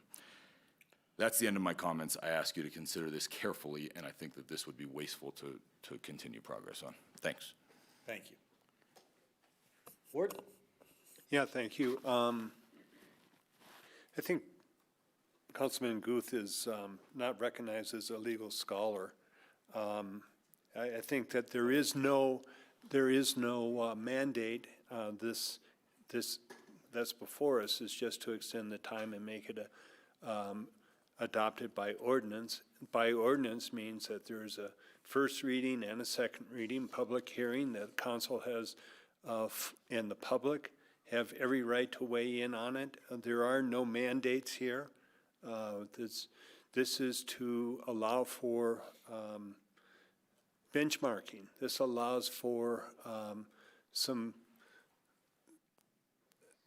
guidelines, some knowledge, some data points. I agree with Sam that if there are requirements in the future, that and that is in the future, that we should look at grants, federal grants, state grants, other funds that may be available to commercial tenants or commercial buildings. But at this point, there is no mandate that we're looking at here tonight, and that I think projecting that we're going to go down the road that's going to lead to legal challenges or legal risks, litigation, or unconstitutional actions is a projection on something that isn't in evidence, and that we don't even have any recommended course of action at this point. So those are my comments on first reading. Thank you. Any other questions at this time for second reading? Could we have a roll call vote? Actually, I'll take a motion. I move that we adopt ordinance 16 on first reading. I'll second. Thanks. We have a motion and a second. Further discussion from me. Bill, I respect your comments on this, and I think that we have the opportunity to move forward with keeping in mind what you're saying and guiding this program. It doesn't have to be about mandates. What we really need to do is find a program that works for us. We're not the first ones to do this. Other people are doing it, but we are in a unique mountain town. We do have other constraints on our built environment. So with that recognition, I'm really looking forward to the process of this to find out what we can do that's a positive impact, right?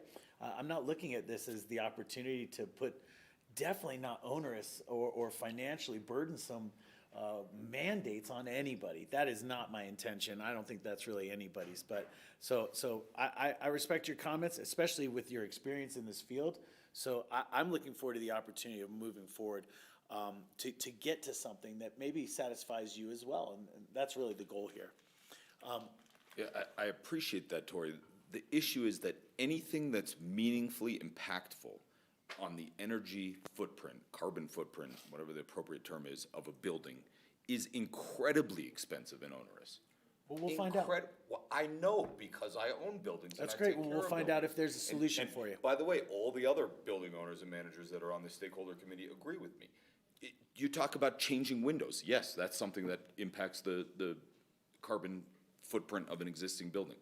That's millions of dollars in Aspen on these larger buildings. Great. Millions and millions of dollars. Let's find out. I'm just so opposed to this, and I don't want to spend anyone's time, and I don't want to spend the community's money proceeding on this when it's such a clear mistake. Yeah, I get it. To me. You virtue signaled as much as you need to. Let's have a roll call vote for it. Counselor Doyle, Yes. Counselor Guth, No. Counselor Howenstein, Yes. Counselor Rose, Yes. Mayor Tory. Yes. Thank you guys so much. That brings us down on our agenda to our public hearing. Our public hearing thanks, tonight Philip. is ordinance number 14. This is the de facto citywide 15-mile-an-hour speed limit.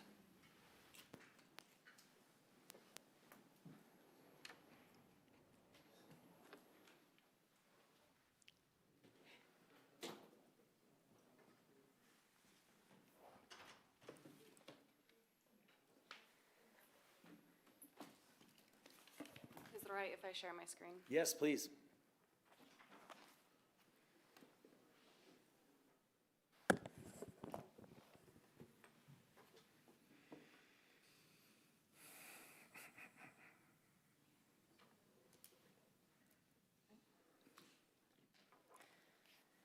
Thank you, Mr. Mayor and Council.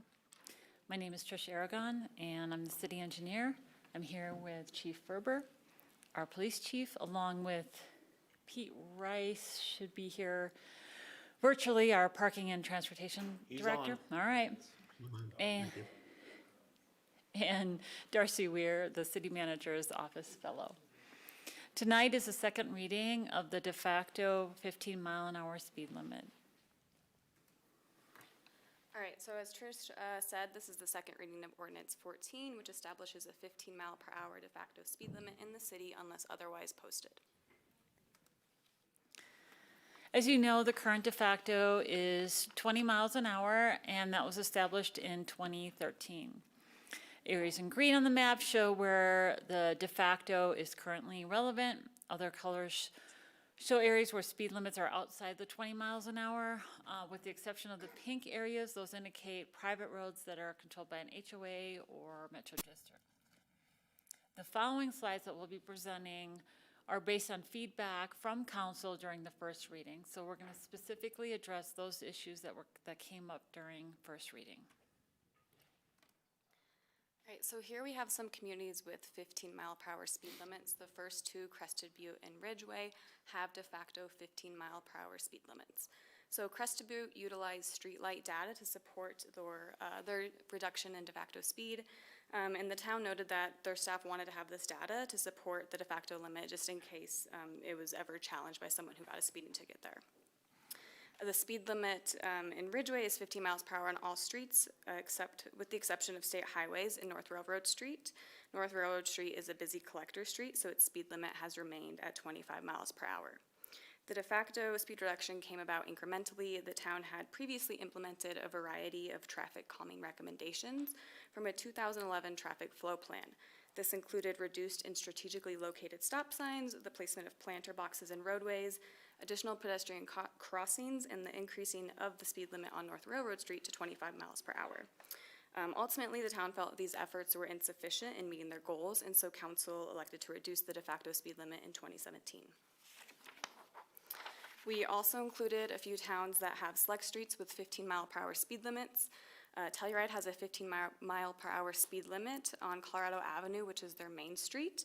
Their chief of police noted that they still see some people speeding at around 20 to 25 miles per hour on side streets and when they're leaving town.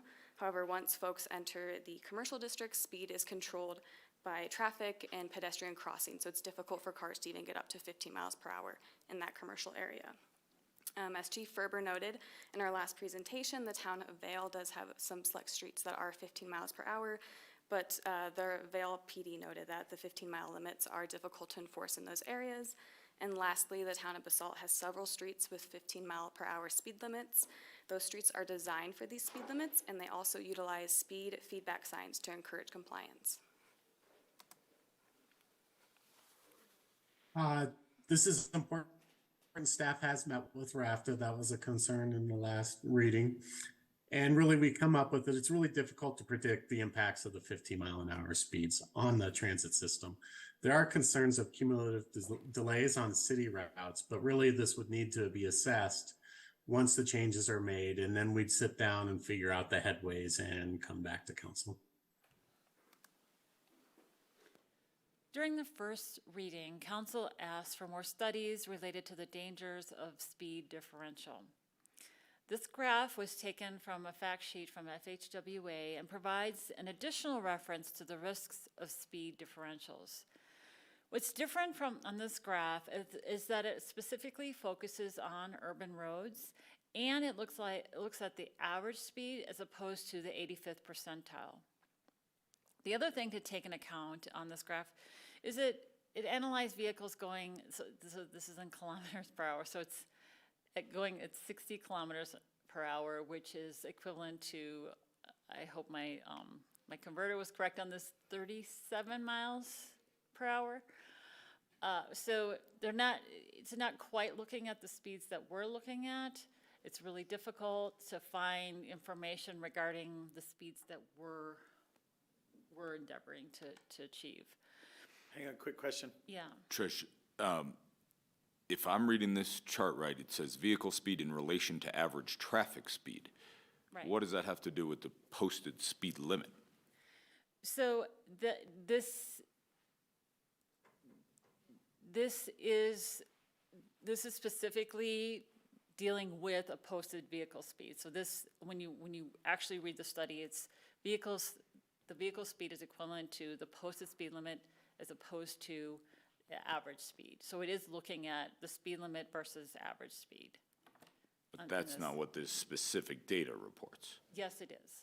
It is. It's looking at that differential between posted speed and the average speed of traffic. The way I interpret that, and I'm sorry to argue here, I just want to make sure that everyone's clear on this, is that the certain vehicles traveling faster than other vehicles get in more crashes. When you have,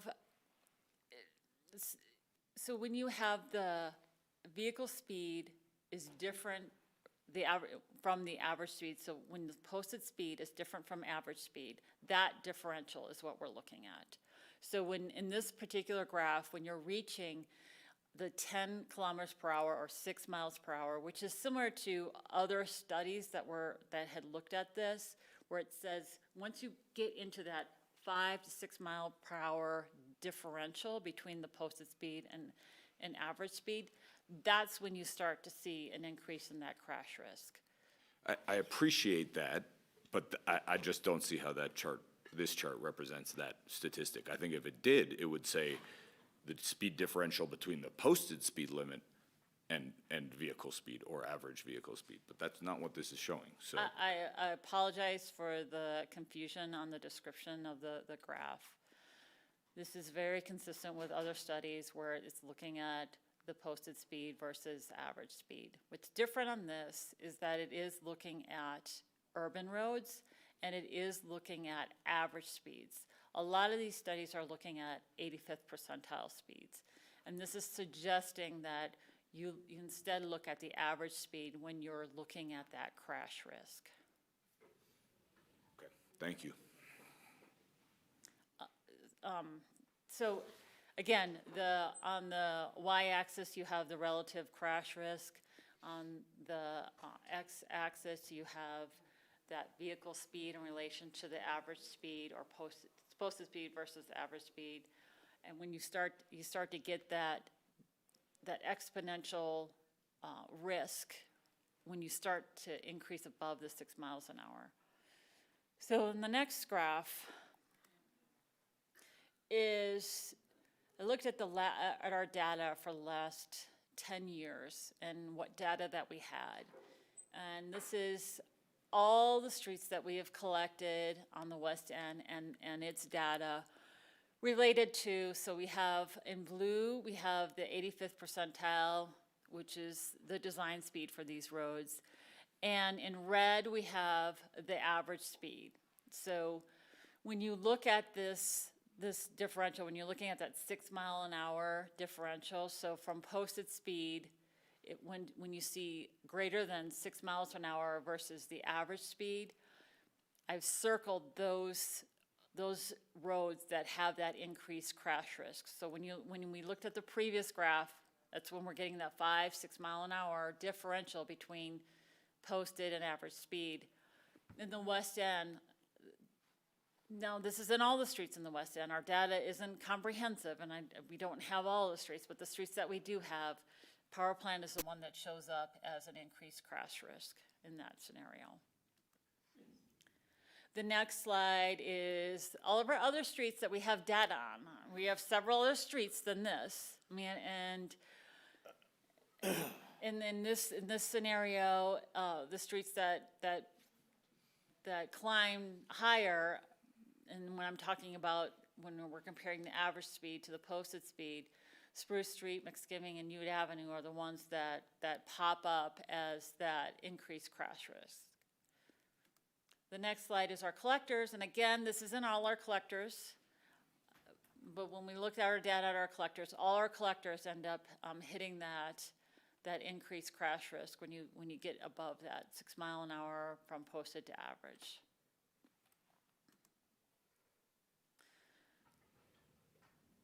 So here's the map showing some of those alternative speed limits for council to consider, like Maroon and Castle Creek, like we mentioned last time. And then there's also many of these streets that are in green and yellow on the map, including the collectors I mentioned, do have design speeds of 25 miles an hour or greater on those streets. So knowing that our data is limited, this is some of the alternatives to consider. We could do an incremental approach where we obtain not only the speed data for the streets that we don't have information, but we can also obtain some of that crash risk data prior to implementing the 15 mile an hour speed limit. The other option, we could look at pursuing a speed reduction in the West End only, and this could provide feedback to the community on what that would look like, 15 miles an hour for the whole community, but start in the West End first. And then the next is full implementation, including, we're suggesting using the feedback speed limit signs that give you that real-time feedback on your speed, whether it's above the speed limit or not. All right, so does council have any clarifying questions for staff before we open for public comment? Bill. Thanks. Could you flip back to the slides where you had the green oval circles? Yeah, it doesn't really matter which one, but my question here is, wouldn't the average speed be assumed to decrease in all cases once you reduce the speed limit sign and/or use some of those speed warning signs? I'm going to jump in here. The answer is no, because the people drive the way they feel safe on the road. And so even if you put a speed limit on it, the tendency is still to drive what feels safe as a driver. Not what's safe to a pedestrian or a cyclist, but what you feel safe as a driver driving. That's why we see the slowdown in the core, because there's so much pedestrian activity that forces you to stop and backing vehicles and things like that. But if you take, for example, Spruce Street, it absolutely is designed for a higher speed than what's being proposed here tonight in this ordinance. And I do think what you will run into is a disregard for your lowered speed limit at that location and others, because your roads are physically designed to accommodate a higher traffic flow and a higher speed. Are there any sort of scientific studies that demonstrates what happens when you lower a speed limit to Yes. driver behavior? Yeah. When you lower the speed limit, you don't see a difference in the speed. When you increase the speed limit, you do see an increase in speed. So it's In some cases. I mean, that's not a blanket statement for everywhere, every time. So the request was for studies, and a majority of the studies do match what she just said. I mean, 20 years of dealing with this issue in neighborhoods, typically where you see these lowest speed limits are one-ways, are on dead-end streets, are on cul-de-sacs, not on a grid system network.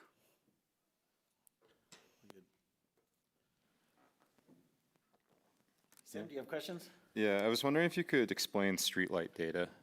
I know that you said that Crested Butte did that, and I don't know what that is. It's data that you can purchase, that they collect from vehicle feedback data, things like that, where you can buy from these larger companies that collect the data. Google Maps, Apple, all these companies collect the speed data that municipalities can purchase. Is that what I'm looking at now, or is this different? That's the old intern way. Send out an intern, put out the street, counters, that kind of thing. How difficult is it to get streetlight data? We're going down that path right now, and so I think it's a matter of purchasing the data. They'll give you historic data along with, it's an annual membership, so I'm sure it depends on the size of your municipality, that kind of thing. So as far as difficulty, I don't think it's that difficult. As far as cost, I would have to come back on that cost. Okay. I was wondering what the speed limit was before 2013. 25. It was 25 everywhere, so it has been reduced 5, but it was 25 before. Does anyone know what that discussion was like? I lived it. Okay, and? We actually talked about lowering it to 17 to just get something to be more eye-catching and attractive. The conversation at that time was that it was very similar to this, as a matter of fact. This is one of those strange issues that brings people out on both sides of it. It's just it's a funky issue. I would say that I think that it's been an improvement. I think that us lowering the speed limit to 20 was an improvement. Also, during those discussions, council had identified through this data the particular streets that needed to be lowered through traffic calming measures. So out of that came on Mill Street, you have those islands over by Clark's Market, and the Rapid Flash Beacon that came out of that work in 2013. On No Problem Joe Bridge, after the bridge there, that work, as far as that raised crosswalk, that came out of that process to reduce the speed on that road too. Ute Avenue did come up to the forefront, and Ute Avenue is also slated for additional traffic calming measures, in the future. So at the time, council did recognize that some of these streets that have these higher speeds, let's put in traffic calming measures to lower those speeds. Got it. One of the things I noticed too about the examples of towns with 15 mile per hour speed limits is their population is mostly significantly less than ours. Is that usually a symptom of a 15 mile per hour speed limit? It appears to be. They're all around like 2,000 or less in terms of population. Yeah. Is there an explanation, do you think, other than maybe the obvious, or, right, Victoria? Oh, maybe the obvious. What's the obvious? Well, I don't know, that they're just like small towns where they still like tie up their horse and buggy sort of situation. I would venture this. Smaller towns can do a de facto because it's a smaller area. You would see in a larger community that they would have a bigger variation of roadways, neighborhoods, and the like. So a small town would do 15 miles de facto because it's a small town. A larger town would do 15 miles an hour in posted places because they're a larger community. Yeah, that's interesting. I was looking at Google Maps and I felt like we were almost like a large town compared to these other communities. Yeah, well, Basalt is weird. I want to say that, but as far as like the shape In a good way. In a good way. But like Ridgway and Telluride and Crested Butte, yeah, they still have that horse and buggy vibe because it really is just one main street, unlike Aspen where we do have like so many different roads and neighborhoods. That makes it interesting. Yeah, I think I have more, but I'm gonna leave it at that for now, for a sec. Any questions at this end? None for me. This is a public hearing, so we will open up for public comment. This is ordinance number 14. Are there any members of the public that wish to comment this evening? Not seeing any hands in the room. Looking online as well.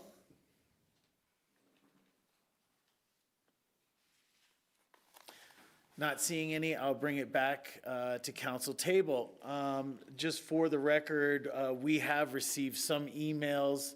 By my count, I think what I see is about 12 in favor and 3 against. So further discussion, council members. Yeah, Bill, go right ahead. You can go ahead if you. Well, I just was going to kind of just summarize again where I come from on this.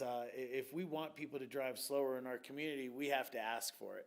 I have not heard anything from staff to suggest any other methods of kind of getting to this end.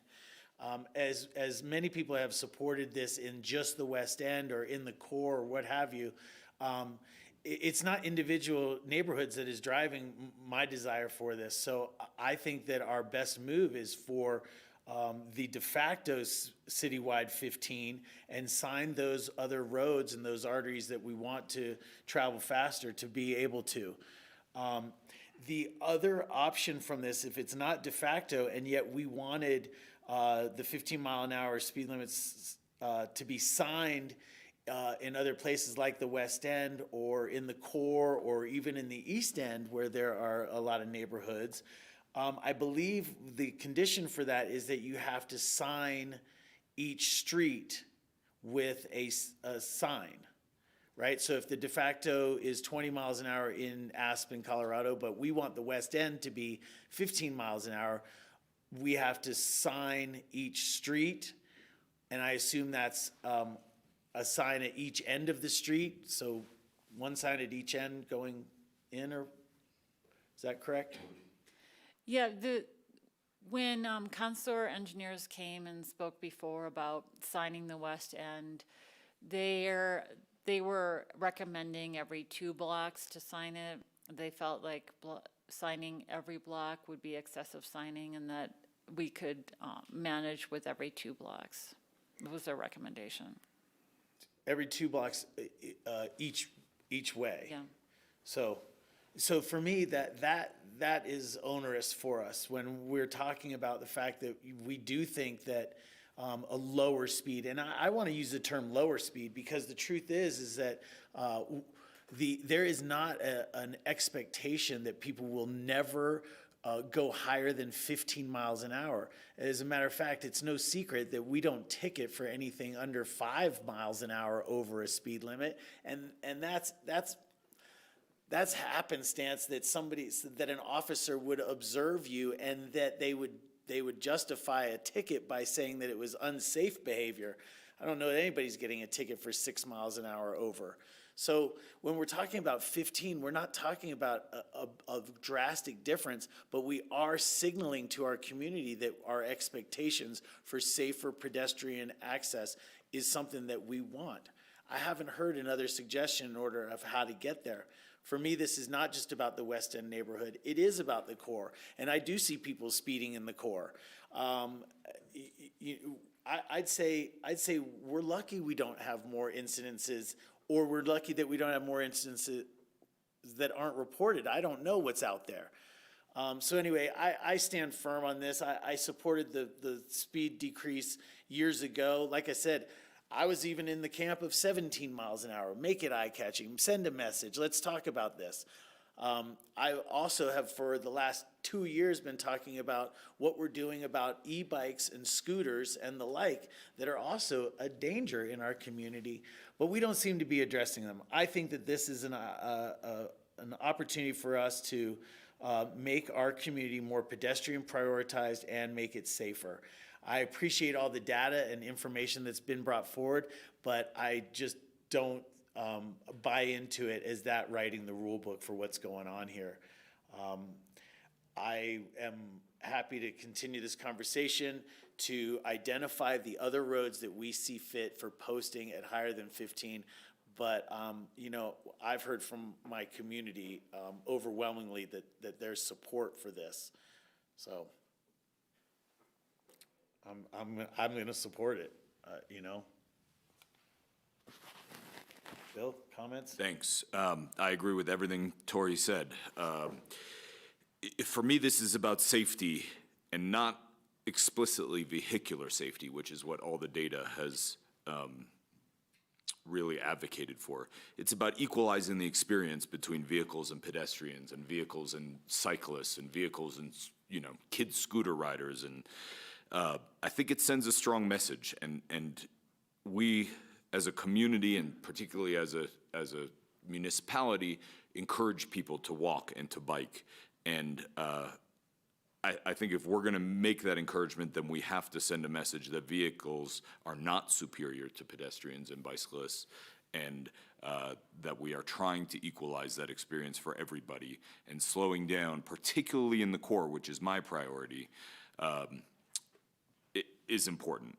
I don't think just changing this in the core is the right move, though. I think that adds confusion. I think that, you know, eventually I expect others to ask for it elsewhere.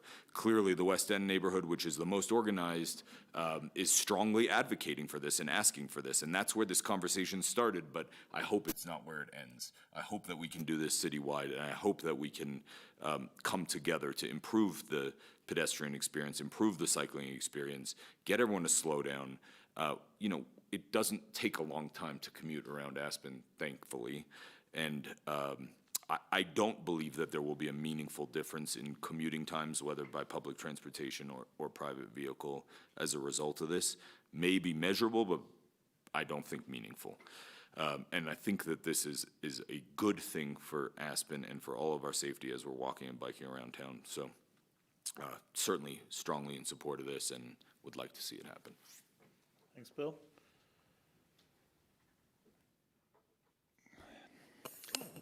I've expressed my my feelings on this previously, and I feel that it's not the right thing to do. I don't think it's science-based. We have committed, I think, our council to making science-based decisions, and the science has been presented to us is that lowering the speed limit to 15 does not achieve a safer community. I think that, you know, we're trying to get science data tools with Building IQ.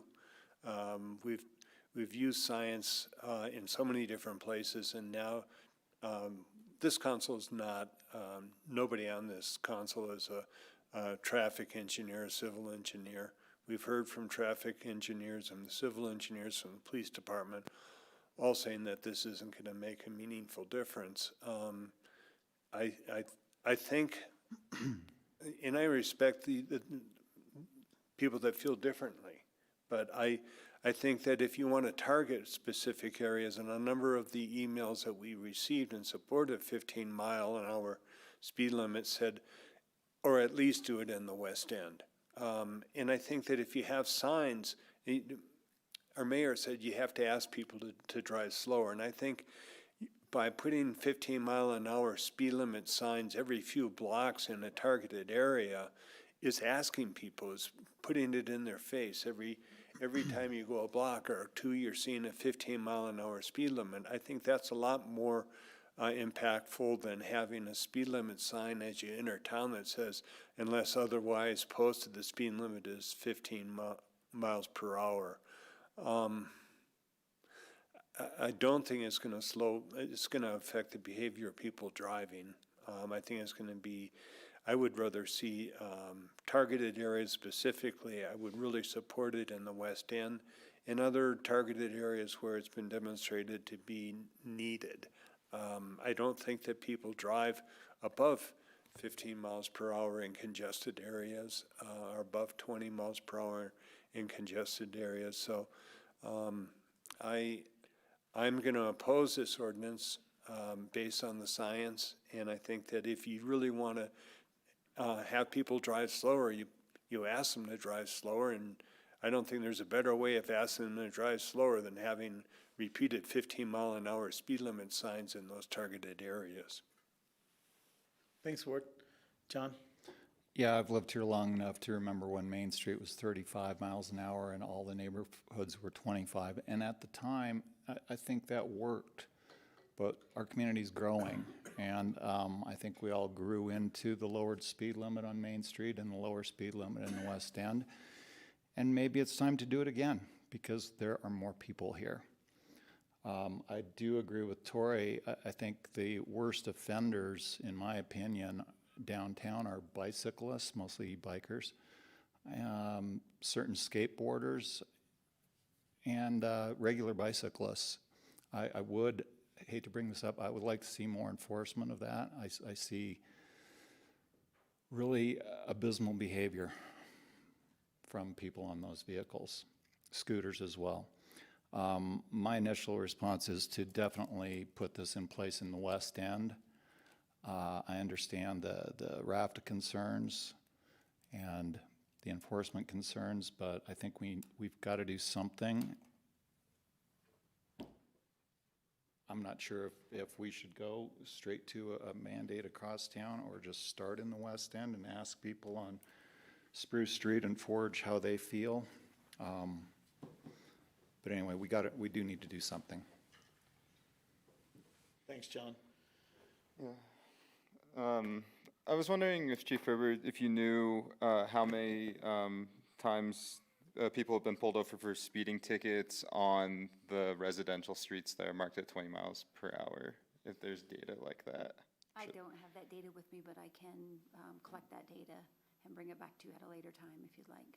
Anecdotally, do you know if there's been much speeding tickets given on, I always feel like I see cars pulled over on Main Street and who would notice on residential neighborhoods, but do you know if there's been much in the residential neighborhoods as far as speeding tickets? There is regular contact in the neighborhoods.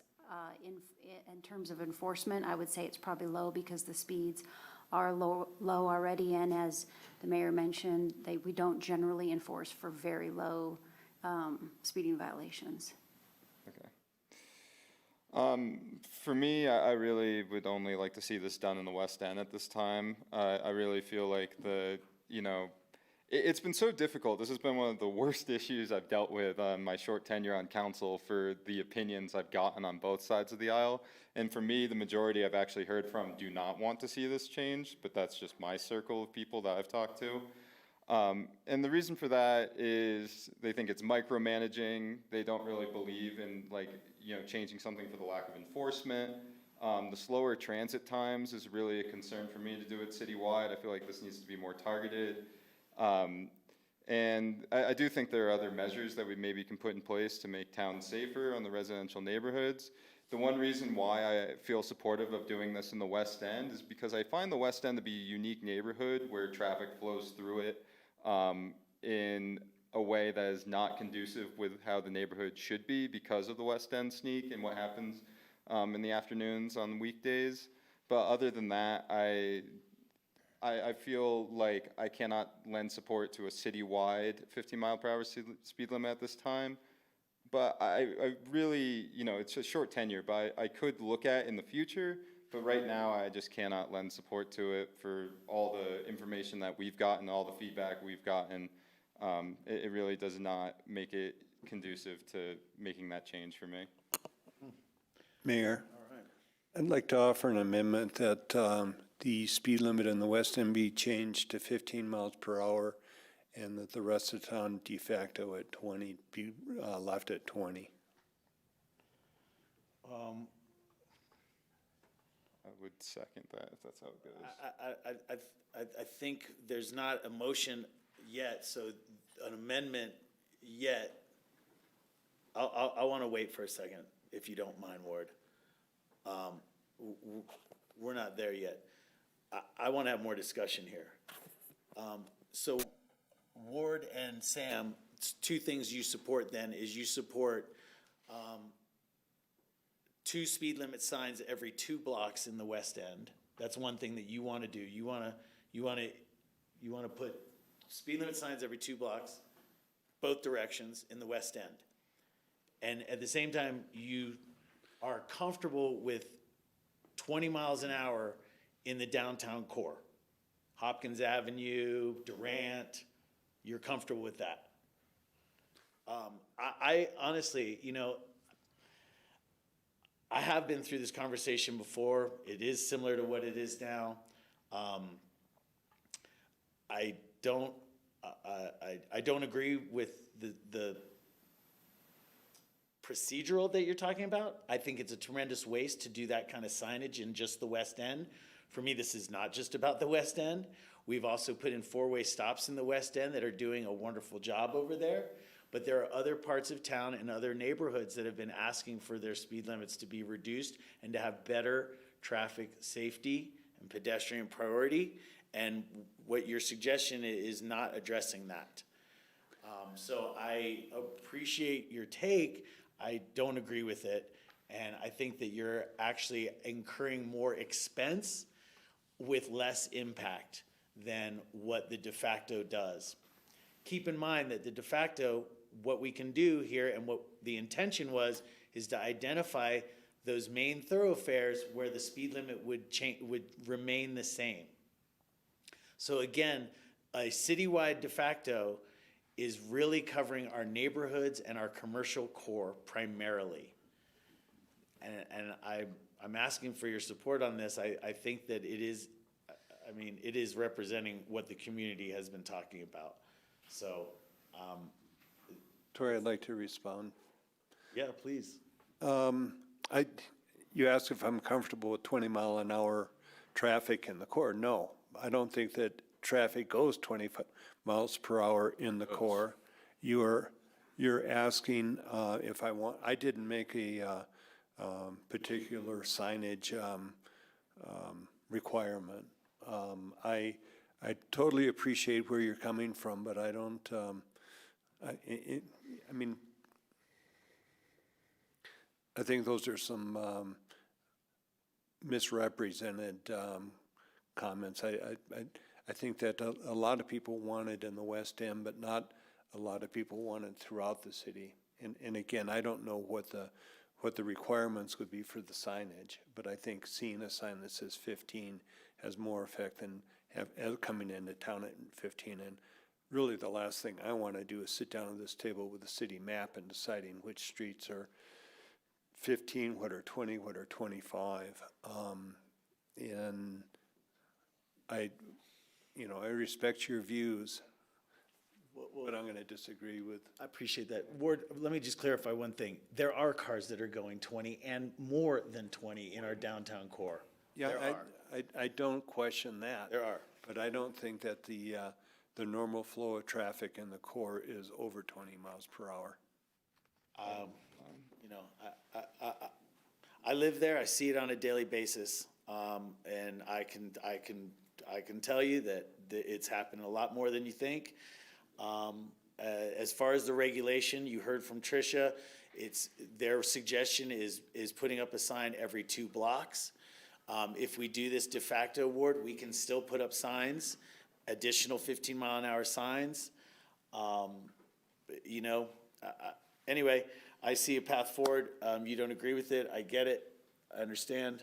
I just wanted to add from my standpoint, once again, you have been on council for a long time, I have not, so I come with that like very short tenure perspective, and with that, it's been procedural, but it's felt rushed to me to really be able to lend my support to a change that has, as Ward said, felt anti-scientific in the way that it would proceed to do this. And because of that, at this time, and I really want to reserve the right to change my opinion on it later, I would feel terrible if the buses were decreased by a long time. I'd feel terrible if there were like car accidents because of variance of speed. I'd feel terrible if all these scientific things that talk about negative consequences would happen because I made a change where I don't get the feedback of a problem in the first place. And no, I know you disagree, but No, it's not that. Sam, once again, the bus routes can remain at what they are. Right now, they're signed at 20, and they're even signed. They can stay signed at 20. We don't have to change the speed limit on your bus route. All of Main Street stays 25. Cemetery Lane is currently signed at 25. None of that has to change. It's not going to impact the buses. You know, but that's not what I'm being told. That's not what it's a shame it's a shame that the information that we are being presented is only about not doing this, and we're not being presented anything that is to further the cause of what we're talking about. So that is not what we were requested to do. Just a fresh reminder for council That's is we fine. requested a work session and that was denied, and the motion was to only present a de facto 15-mile-an-hour speed limit. There was no opportunity to provide public process in the introduction of that ordinance. Thank you. I get where you guys sit. We have a couple up here. So we have a split council perhaps on this. I would love to take a motion. Let's try something. And if we need to amend, then we'll find out where people are. I'll make a motion to approve ordinance 14 series of 2023. My question, and I will second it. My question on this is delineating the other roads that would be signed for other speeds. When would you need that? Well, that's up to you. You can, this goes into effect, if it's passed, would go into effect 30 days from now. And if you are going to attempt to designate, or you wish to designate other roads different than the 15-mile-an-hour speed, you'd probably want to approve that by resolution prior to this taking into effect.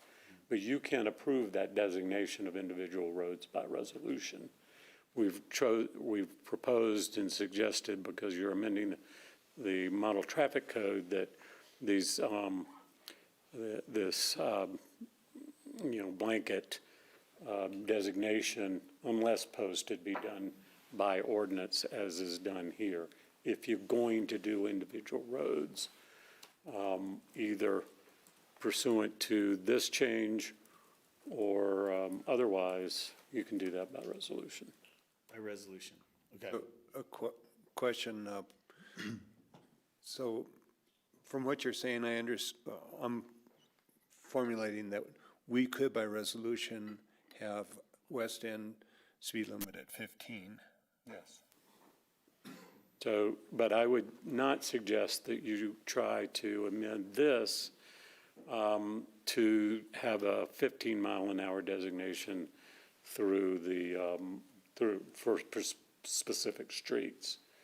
Right. This is done in this manner for a reason.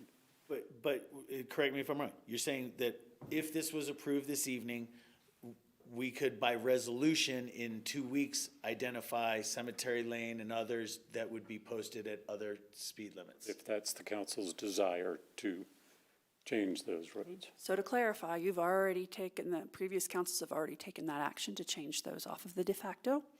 And so those are existing conditions. You certainly can choose to reaffirm them if necessary, but if you are not adding to or subtracting from those already approved in previous resolutions, it would more rather be a cleanup for clarity that if we were to bring you those existing conditions back to reaffirm. By resolution. Yes, by resolution. Okay. So that, I think, just to reiterate what Sarah just said, this does not change anything that is currently not a 20-mile-per-hour de facto speed limit. So anything that's other than 20 in the city limits will remain other than 20. Correct. Yes, correct. If this is passed. And then the converse of what Tori said, that is, if this is defeated tonight, 2 weeks from now, we can come back with a resolution to target streets at 15 miles per hour. You could, 2 weeks from now or any time, if this is defeated, you have that authority. All right. Thank you. We have a motion and a second for ordinance number 14. Just so there is clarity, this is the de facto citywide 15-mile-an-hour speed limit.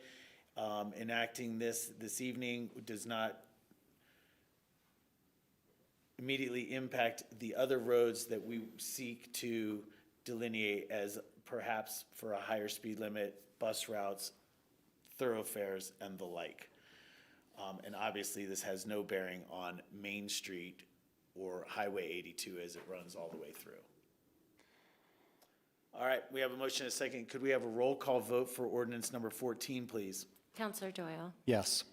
Counselor Guth? Yes. Counselor Howenstein? No. Counselor Rose? No. Mayor Tory? Yes. Thank you guys so much.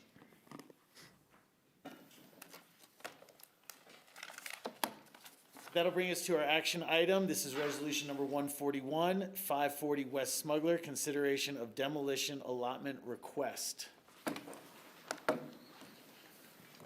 Mr. Mayor and Council, for the record, Ben Anderson, Community Development. This is an action item this evening.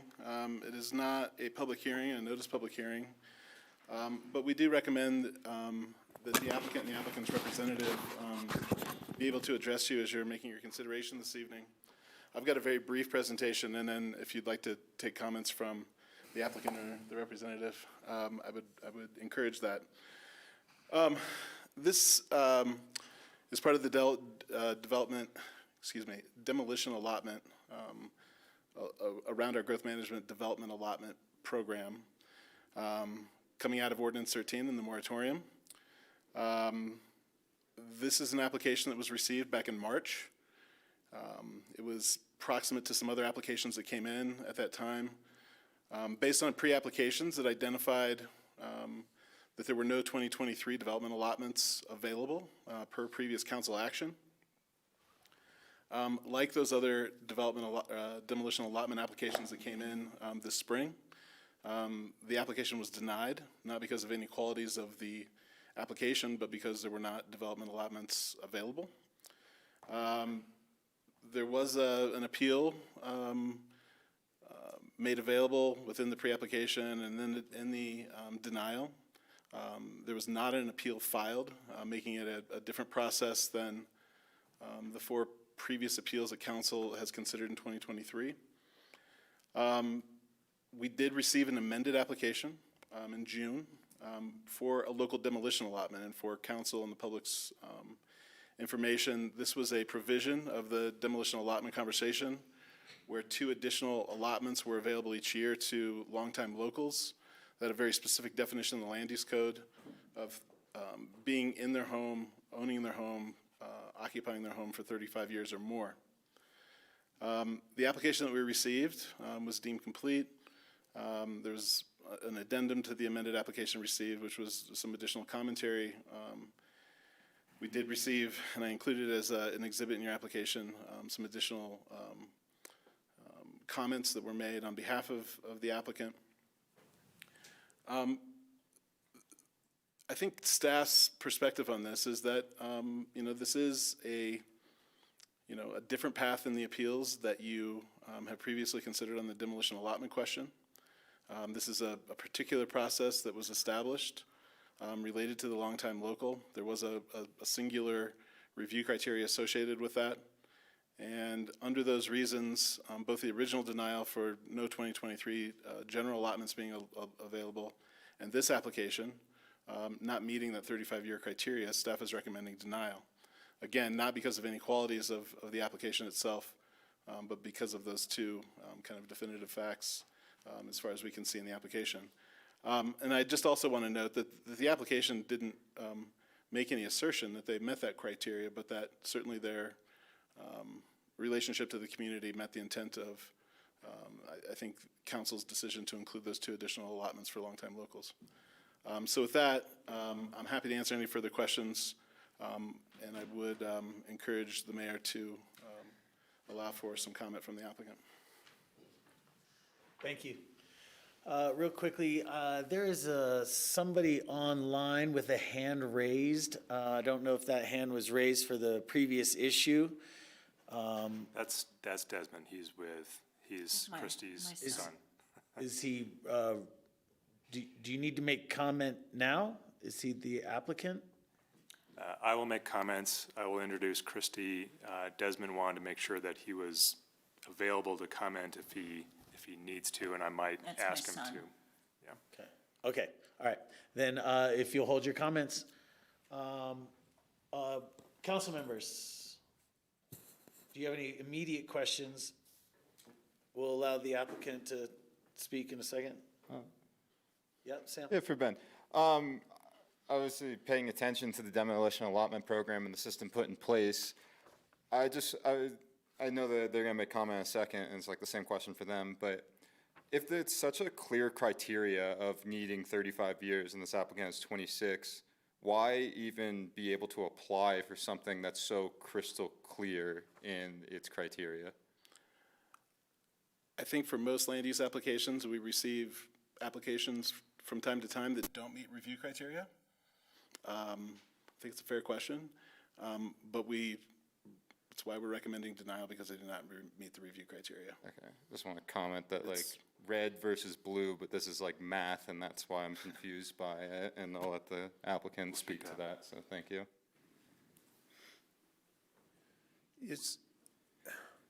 Ben, I thought that in that demolition ordinance that there was a stipulation that if the house or the property was uninhabitable, that it would receive a demolition allotment. Is this property lived in? Is it habitable?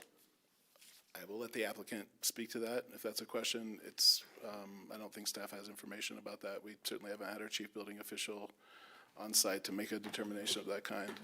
Okay, and then my other question is, it's foggy in my mind. I think that the 2023, 2022, and 2023 allotments were all used, and that the next available would be 24.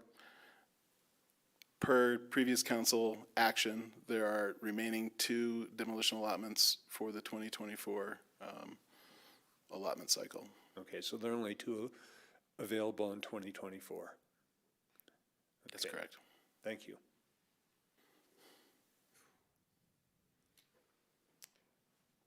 If you'd like to make some statements? Sure. Thank you, Mr. Mayor, members of council. Chris Bendon with Bendon Adams here representing Christie Pope, who will speak in a minute. Desmond is also online, that we talked about just earlier, and we may want him to make some comments depending on how this goes. Property is 540 West Smuggler in the West End. A lot of you might know it, and you may know the Popes. Christie is in a particular spot with this house and the new demolition policy, which is raising some significant concerns about her future. The house is increasingly in disrepair. It is occupied, to Ward's question, but it is increasingly in disrepair, and that the costs of maintenance and upkeep are a substantial burden on Ms. Pope. And to the point where it's becoming overwhelming. The lack of a demolition permit is an obstacle to Ms. Pope moving on to the next stage of her life. Christy has been an Aspen resident and business owner for more than 40 years. It's not the 35 years. I do want to clarify to one question that I think, Sam, you are alluding to. I can count. I did pass the 4th grade. I understand that we do not have 35 years in this particular property as an owner-occupant. She moved to this property in 1997. To the question, I think also, Sam, you had, there's 2 ways to have a conversation with City Council regarding demolition allotments. There's one that you've seen, which is an appeal of a staff decision, and inherent in the nature of an appeal of a staff decision is showing up and telling the City Council how staff did their job inappropriately, that there was some sort of violation of their standard protocol. We don't have that. It's inherently a sort of adversarial, confrontational sort of approach. The other way is to apply under the 35-year provision. It's maybe a little bit more comfortable of a way to show up, other than the math question, of course. But it's a more comfortable way to show up, and it's the way Christy preferred to show up, not wanting to show up as an adversary to the City Council. But wanting to have a conversation with you about this demolition and the hardship on her and on her family. This is the first of the 35-year plus requests that the City Council has received. Obviously, there's a new policy, and this is the first one of the 35-year plus. I wanted to talk a little bit about what I see as the purpose of that 35-year plus and why it was installed.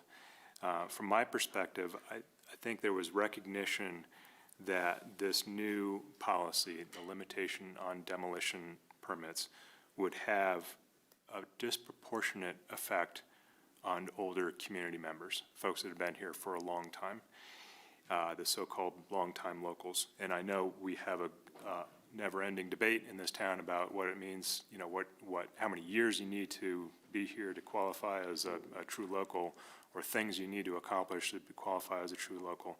But I think there was that recognition in your policy deliberation. And as a combination of long-term locals tend to have these things, tend to live in an older home, they tend to have a less of a disposable income, and especially in comparison to newer folks that come to the community. The home probably has some repair maintenance issues that are sort of ongoing, and their home is their nest egg. It's their single largest asset. And I think there was recognition that there needed to be a mechanism to provide a way out for those folks who are particularly harmed by that policy.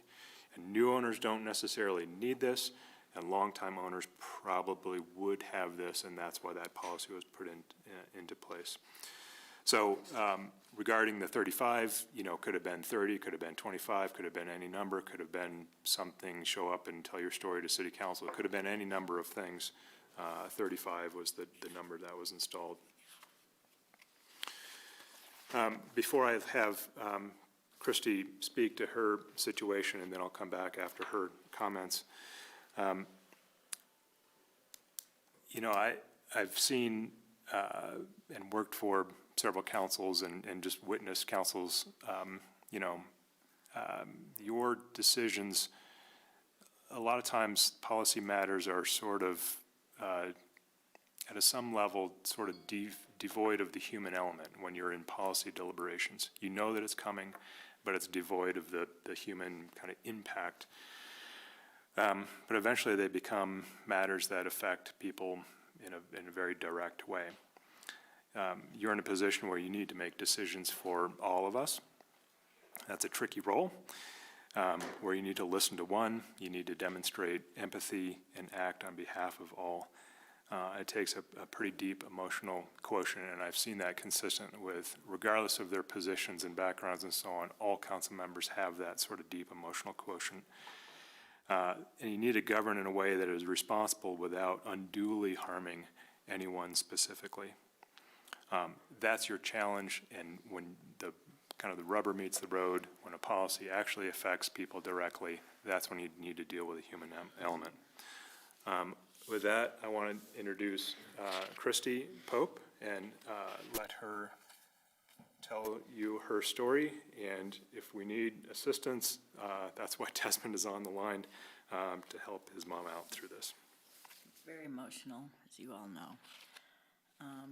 Yes, I'm Christy Pope, and I'm going to read pretty much what I have thought and how I feel about all this, because I don't want to forget important issues by doing it ad lib and not reading it. So, I presently live at 540 West Smuggler Street. I opened my first art gallery in Aspen in 1981 in the Brand Building, and only very few of us long-term locals know what was at the Brand Building at that time. Poppycock's was a single bar, and there was a silversmith in the back. I ran my business, Christy Lee Fine Arts, in Aspen, and many different locations, surviving through the ups and downs of retail businesses throughout the next 15 years. I married my husband, Bill Pope, and moved into our home together with my son, Desmond Dugan. We raised our son at the Smuggler home, who graduated from Aspen High School in 2010. My husband passed away, and my son moved away. Now, my home was built 63 years ago, before codes and permits existed, and it has serious problems. At this time, my house was built before 1960 and has become a significant financial, logistical, and emotional burden.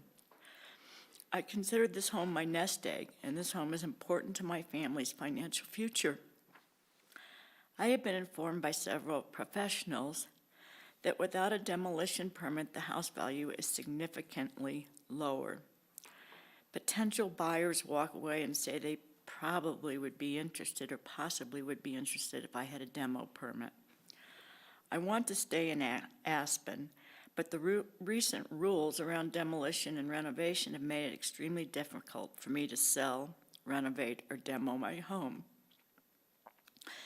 This season alone, I've had 3 water pipe bursts due to corrosion, including some that are buried in concrete foundation, making repairs extremely expensive, one of which was a hot water pipe in the heating system.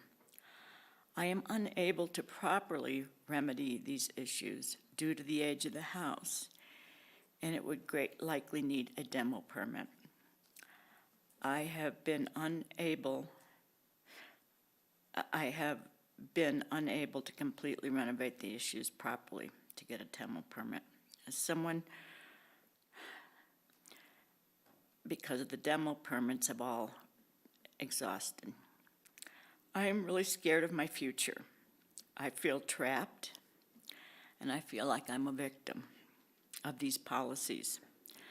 As someone who has called Aspen my home for over 40 years, raised my child here, and entertained his friends, including Rachel True, Jim True's daughter.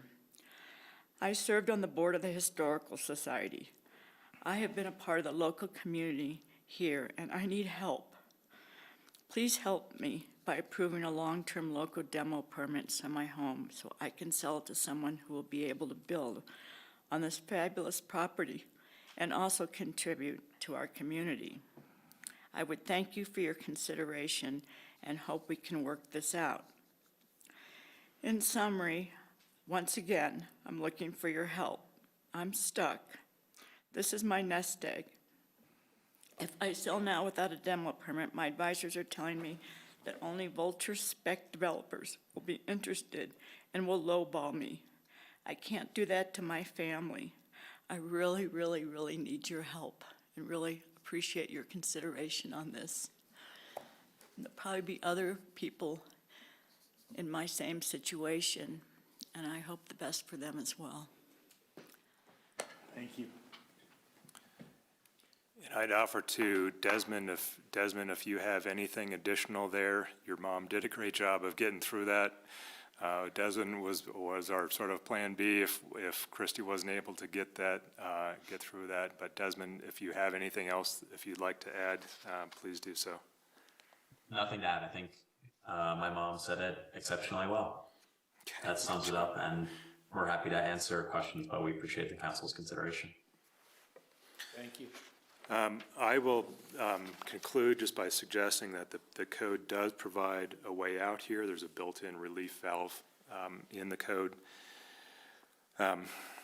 Issuing an allotment will relieve Christie from this hardship and will not harm anyone else. There's not been a 35-year plus request that's been made to the city. None of the 35-year plus allotments have been granted.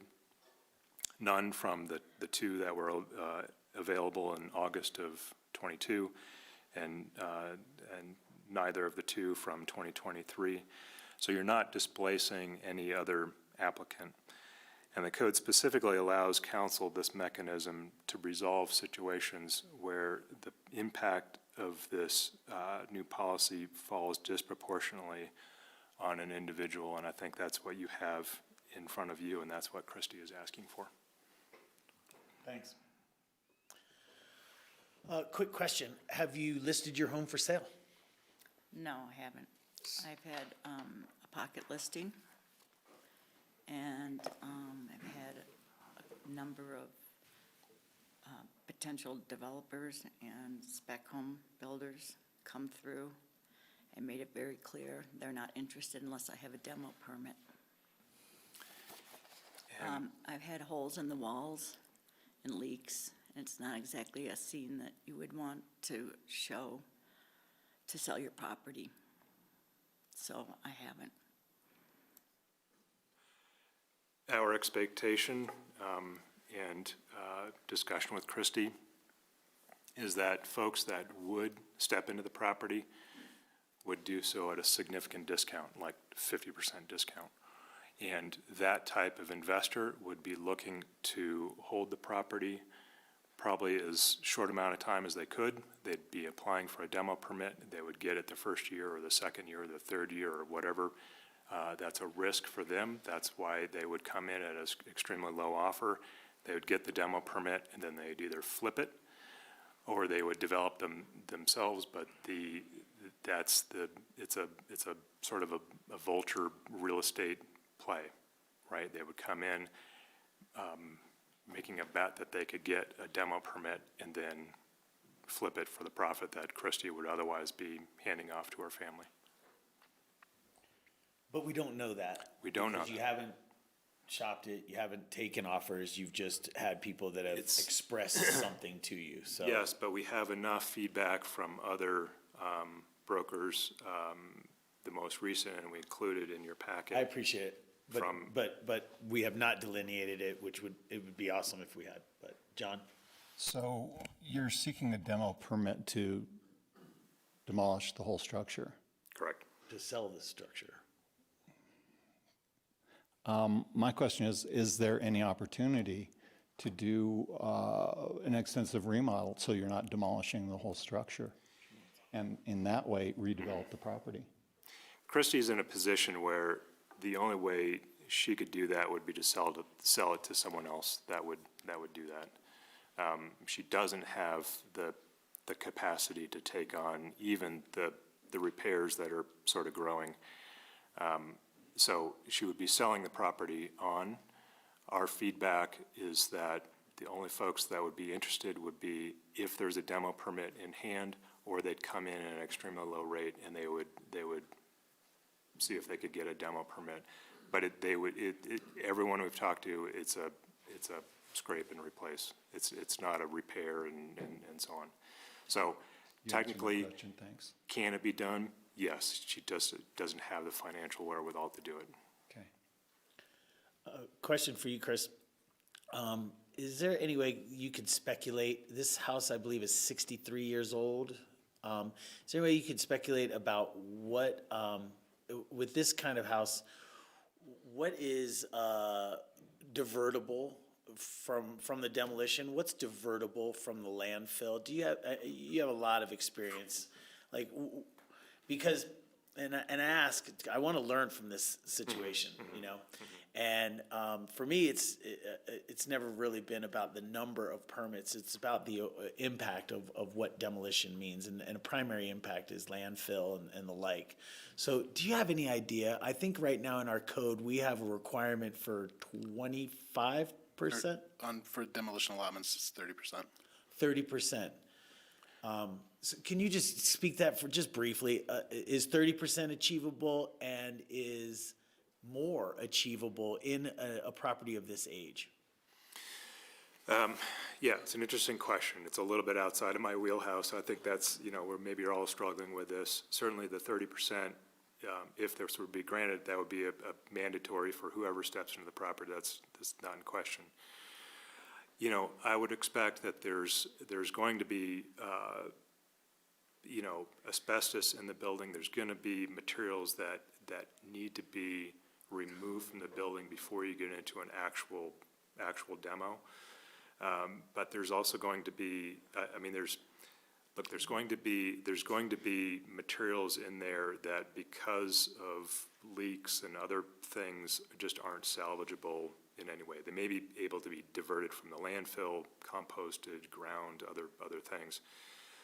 But then there's going to be other materials that you could salvage and reuse.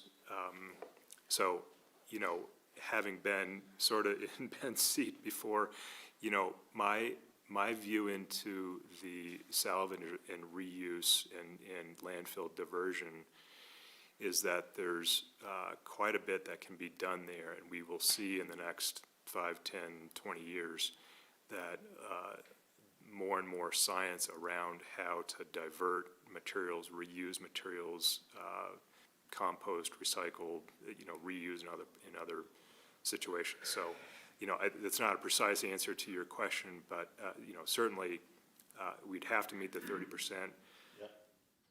And there could be more. I know it's a sort of a growing industry. What is that 30%? Of the total house, the amount of stuff that would otherwise head to the landfill and be just thrown away, we're diverting at least 30% of that material to other uses, either reuse or composting or salvaging that material in some way. Is that standard with all the demo? 30% is, yeah. And it's primarily concrete, it's primarily metal, it's primarily wood are the three things that are most divertible. Right. Yeah. All right, thank you. Thanks for the information. I appreciate it. Other council members, this is not a public hearing. It's an action item resolution. So do you have any follow-up questions or information? Yeah, we talked earlier during the building IQ discussion about how sometimes scraping and building new buildings creates greater energy efficiency, and I was wondering if you know how energy efficient your home is versus what it could be, and what our land use code is to make it energy efficient. So at least talking about one potential positive, if you could maybe speak to that. Yeah, homes of that era are a sort of an energy disaster. Right, they were all built when energy was practically free, and the state of the building industry was probably about at its lowest. It was maybe lowest in 1979 from particular background in history. But you're talking about, compared to a new building, it's night and day. Okay, and Ben, does our land use code, is it like regardless of is it going to make it pretty energy efficient the way our land use code is set up if it was demolished and rebuilt? Yes, it'd be required to be consistent with the 2021 building and energy codes that were recently passed. I will say we also did, I think to encourage remodels, we also did some other changes to the land use code to give some flexibility related to setbacks and sort of improving, wall assemblies to bring more insulation, similarly to ceiling assemblies and roof assemblies. And certainly the combination of those two things with new fenestration on the building could make a significant improvement in a renovation situation, but there's no disagreement that brand new constructed homes are tighter and better built than homes built in this era. No, and I want to talk about this particular case, but the demolition permit system has always been something that I've not always thought was the greatest ordinance that we passed here, but that's regardless of the fact. Ben, the last question I have for you is what criteria that Chris spoke to, other than like the 26 to 35 years, gives us the room to approve this? Like, under what criteria can we say yes to this applicant?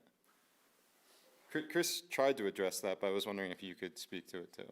I would be interested to know that as well. It's my understanding that it's a fairly black and white line on this topic in this part of the code. But I do think that there certainly was an intention when council put this in place. I'm not sure if he's focusing on the intention rather than the letter of the law, but from my perspective, the 35 years was a fairly bright line. It was, okay. That's my understanding.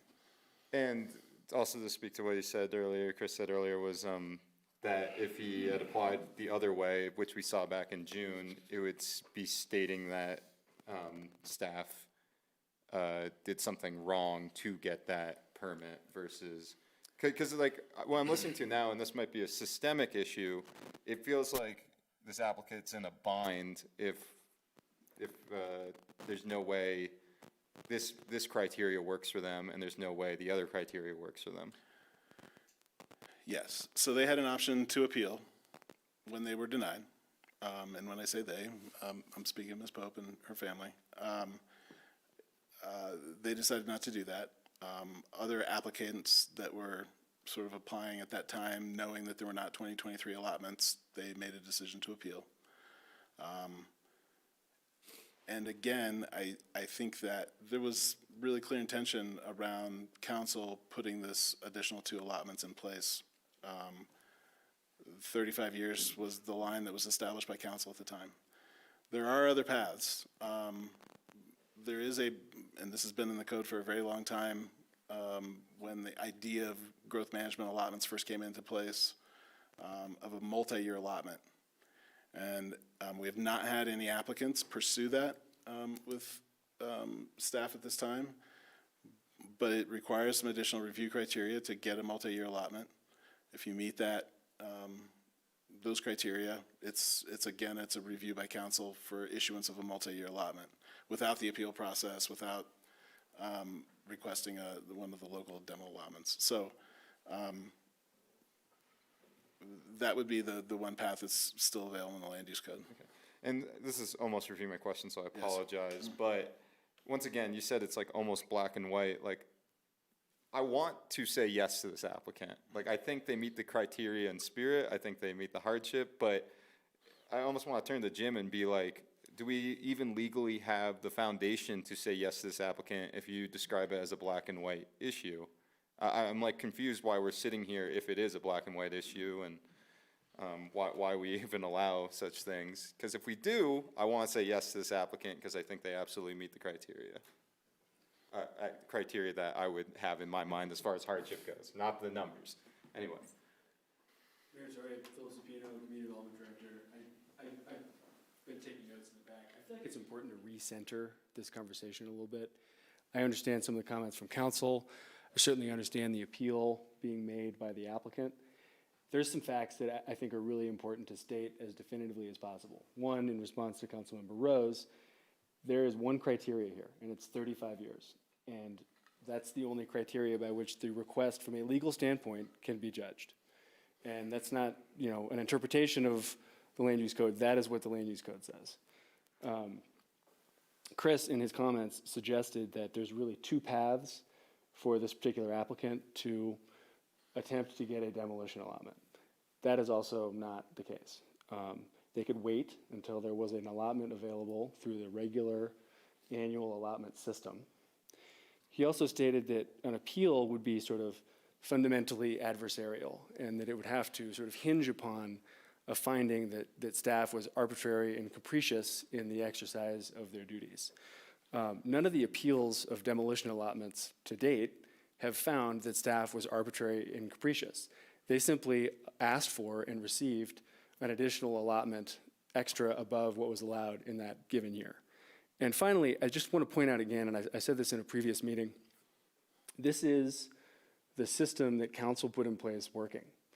Council, the previous council, intentionally created a system of constrained supply on an activity that they felt was contrary to certain community policies and values.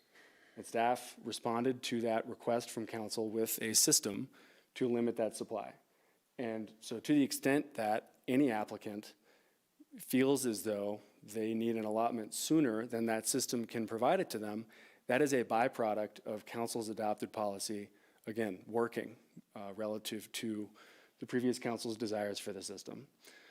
So I just wanted to put that out there as some framing that I think is fundamentally important in your consideration of this particular request and future requests. Thank you, Philip. Last comment for me would be, if you recommend it, I'd almost love the applicant to come back in a more traditional sense like the ones in June did. And I'd also just like to say, as respectfully as possible to everyone, I do not understand why we're having this conversation if it is as black and white as you say it is. It seems, to no offense to anyone, like a waste of time. And if I'm wrong, please let me know, but it does feel that way, because why are we having a discussion about math numbers if it's not? I don't get it. Anyway, sorry. I can address some of Sam's questions if you'd like, Mr. Mayor. I'm not sure. What would you like to address? Why we're having? Yeah, I mean, you know, these decisions were made way upstream from today and way before June. So in the discussion of how to get in front of city council and have a conversation, and we even went through, do you show up in 3 minutes and say, you know, I have this issue, but I have a pending land use, you know, and that's not really the appropriate venue either. You know, the growth management does have a provision where city council can grant a one-time allotment to relieve a property owner of a particular hardship because there's a lack of allotments. So there's the 35-year, which I understand we have 26 years and going on 27 is taking a bit of time. But there is that sort of release valve that city council does have. Speaking just a minute on the multi-year, that is a provision that is in the code, it's been in the code for a long time. It has almost no relevance to a residential property where there's no actual proposal, because most of the criteria speak to, you know, you're promoting alley stores, or you're promoting, you have a desirable site plan, things that are specific to an actual proposal or more related to a commercial development. So of the criteria you have to get to, other than promising to over mitigate, we wouldn't even get credit if we came in and said, hey, we're gonna salvage 35% of what's on site.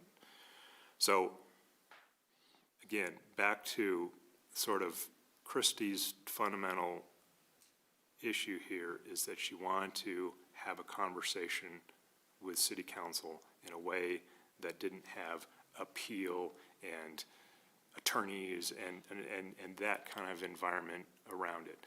Was it the right choice? I don't know. I know it creates some frustration, but that's some of the background of just how we got here, and I want to make sure that you all understood that. Thank you. Bill. Thanks. Thanks, Ben. Thanks, Chris. Thanks, Christy, for being here. Christy, you mentioned that you feel like a victim in your statement. You are a victim here. You're a victim of bad policy implemented by the previous council. This policy is a taking of your property rights. It accomplishes nothing positive for the community of Aspen. It's only going to encourage creative behavior, I can speculate, by you and others. Not necessarily positive creative behavior. People might intentionally make their residences uninhabitable so that they can qualify for that exemption. like I've talked about many times before, people are going to do very intensive renovations that are just as impactful on the community as new development is. And we will not end up with buildings that are any more energy efficient, or that are more energy efficient than what a new house would be. I hate that we are all spending our time on this. I wish that this policy did not exist so that Christy could easily sell her property and move on with her life.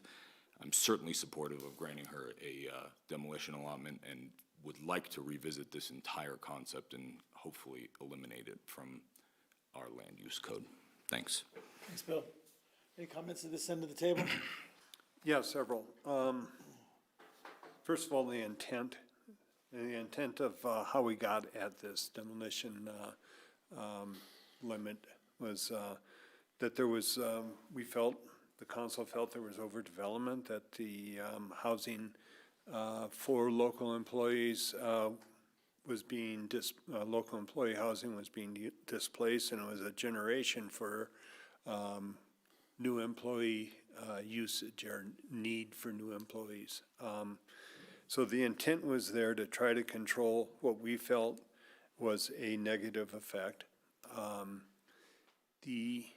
I see that there are several factors here, but one is Councilman Guth mentioned he was coaching for making it uninhabitable. If it were uninhabitable, it would get a demo permit. I think also if it were to be demolished and replaced with 100% affordable, that it would get a building permit. And I see that the reason that we're here tonight is that there was a flawed process, and many in the community have used the term gamed the system that took up all of the allotments and required through threat of litigation that the next year's allotment be given. So there's a reason why there is a lack of allotments for the next year and only 2 allowable. We're oftentimes, we see it in enforcement for APCHA housing. You have to enforce the rules. I think that I sympathize with Christy, but on Exhibit 1, that's on page 311 of our packet, it indicates that there is a sale contingent upon a demo permit, and how quickly can you get one? So I think it's a product of flawed process, uninhabitable, 100% affordable, but as it is presented, it doesn't qualify to 35-year residents. We were asked to rule strictly on an HPC thing earlier, limiting ourselves to the demolition of a garage and not being able to weigh in on what the setback was supposed to be. We have APCHA, we're asked to judge appeals strictly by what is presented and what the law is. And I think that we're repeatedly presented at the council table with a story. And as harsh as it seems sometimes, there are rules to be followed. They're there for a reason. They can be changed, but if the rules are in place, they should be followed. Regrettably, I cannot support issuing a demo permit for this property. Board? John, do you feel like sharing any comments? No, I think the board covered it really well. Thank you. All right.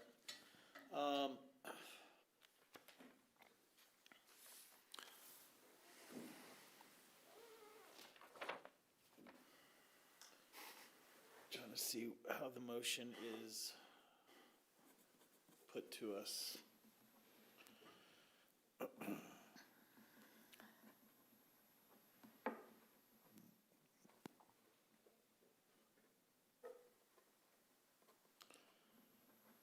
Resolution 141, one moment, please. I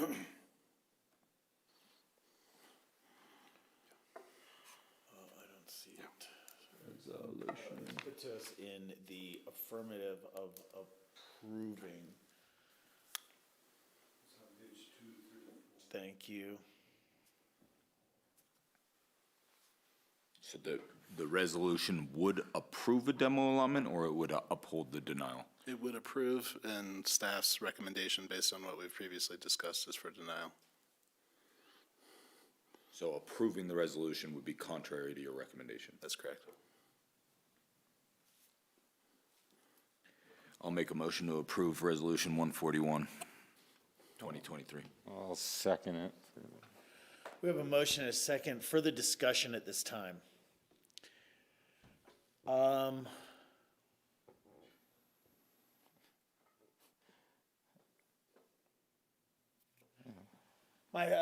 offer a couple of thoughts. While I think that the current program needs to be updated and improved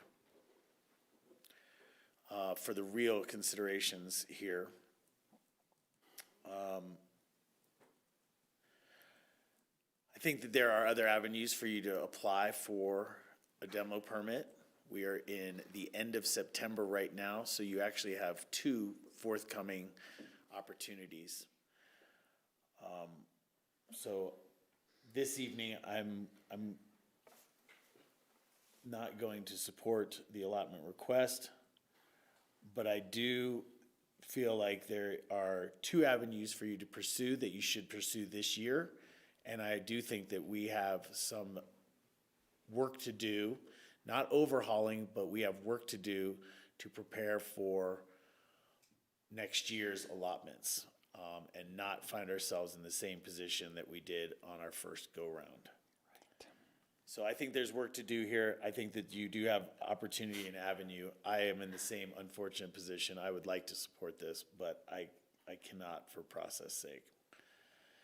That's my discussion this evening. Are there any other council members that wish to share any other discussion? I'll just echo you and say I hope we do revisit this, because it does feel like a flaw that we are talking about something that is supposed to be so black and white.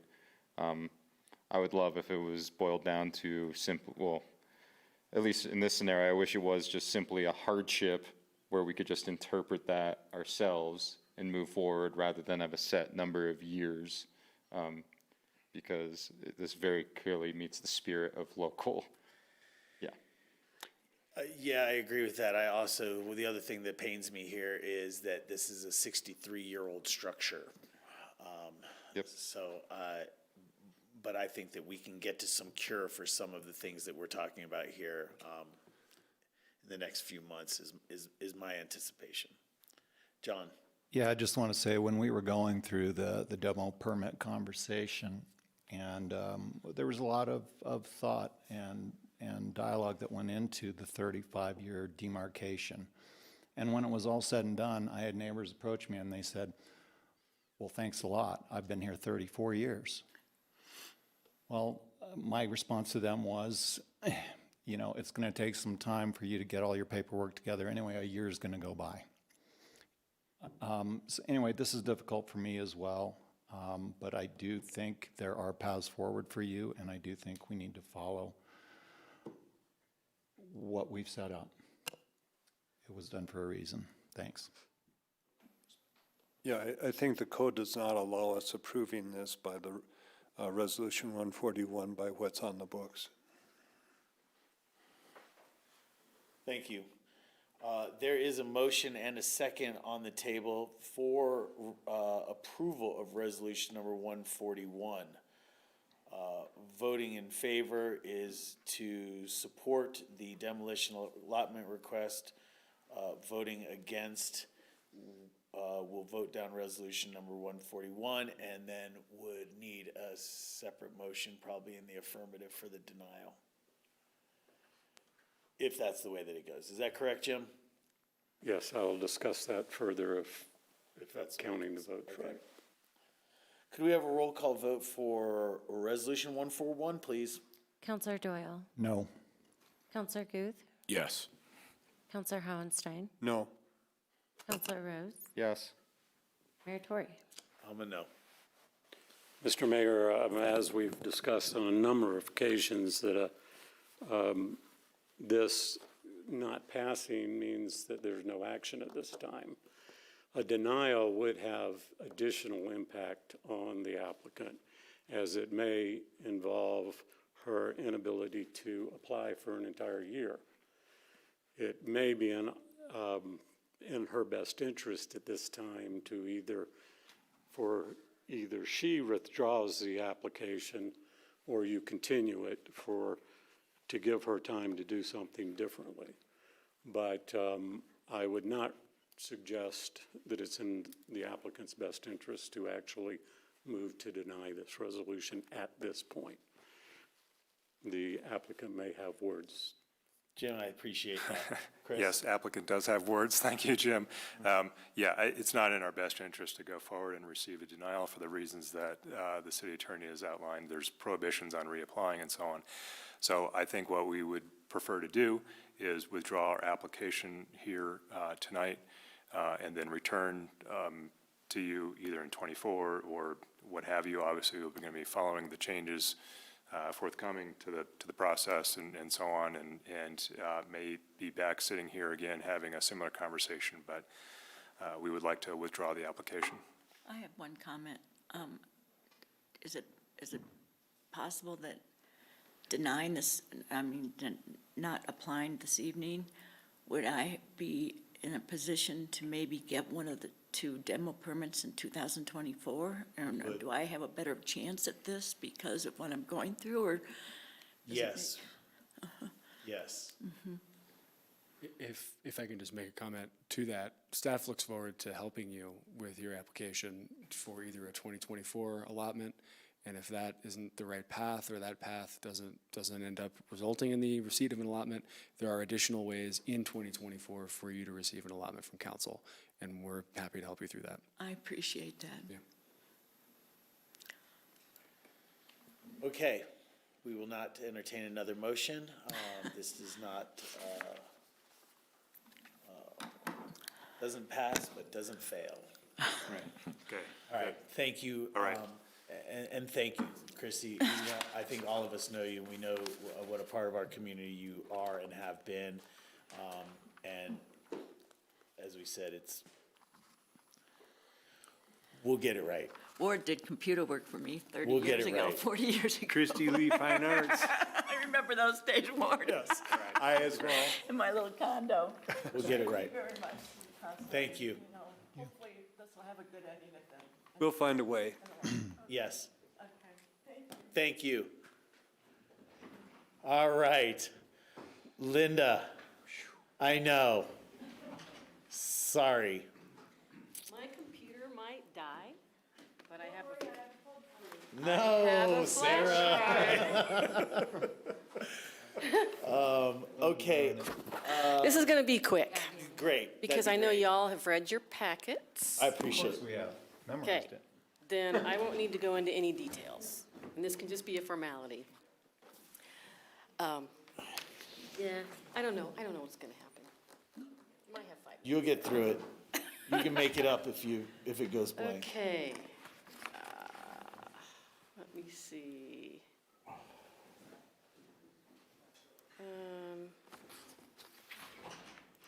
Share my screen. Here we go. Pete, we've had a long day together.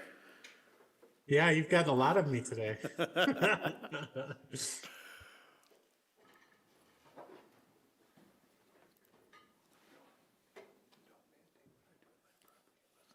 right. Okay. EOTC meeting coming up next Thursday.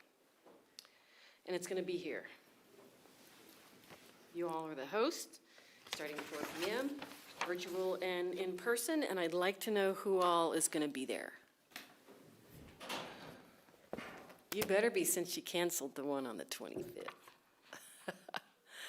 Just 3 of you? All right, I'll go. Oh, my good grief. And we, Yes, with bells on. okay, Are we going to have good food there? that's okay. We were just asked if we were going to attend the EOTC meeting. I think so. Yes, okay. Here's our agenda. We're going to change it up a little bit this time. We're going to move the EOTC member updates down to the end and do a work plan update before we go into the public hearing for the 2024 budget and work plan, if that's okay with everybody.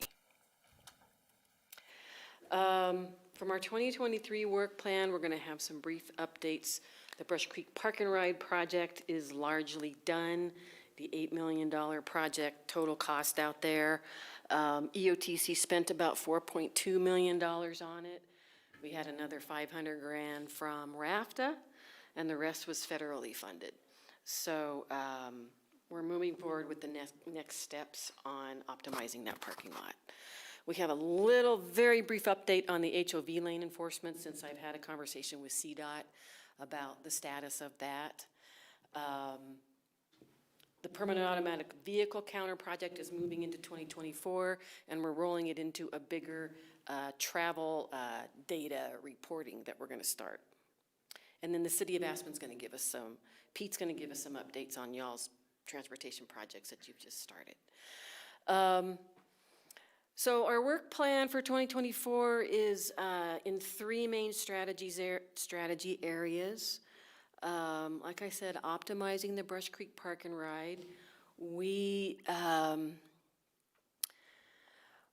gotten to a point out there where we're having a lot of issues with inhabited vehicles, long-term transients moving in out there. There have been some historical agreements to allow some private property storage for some businesses that are not public transportation oriented, and that goes against the CDOT agreement we have to use their land out there as a regional park and ride.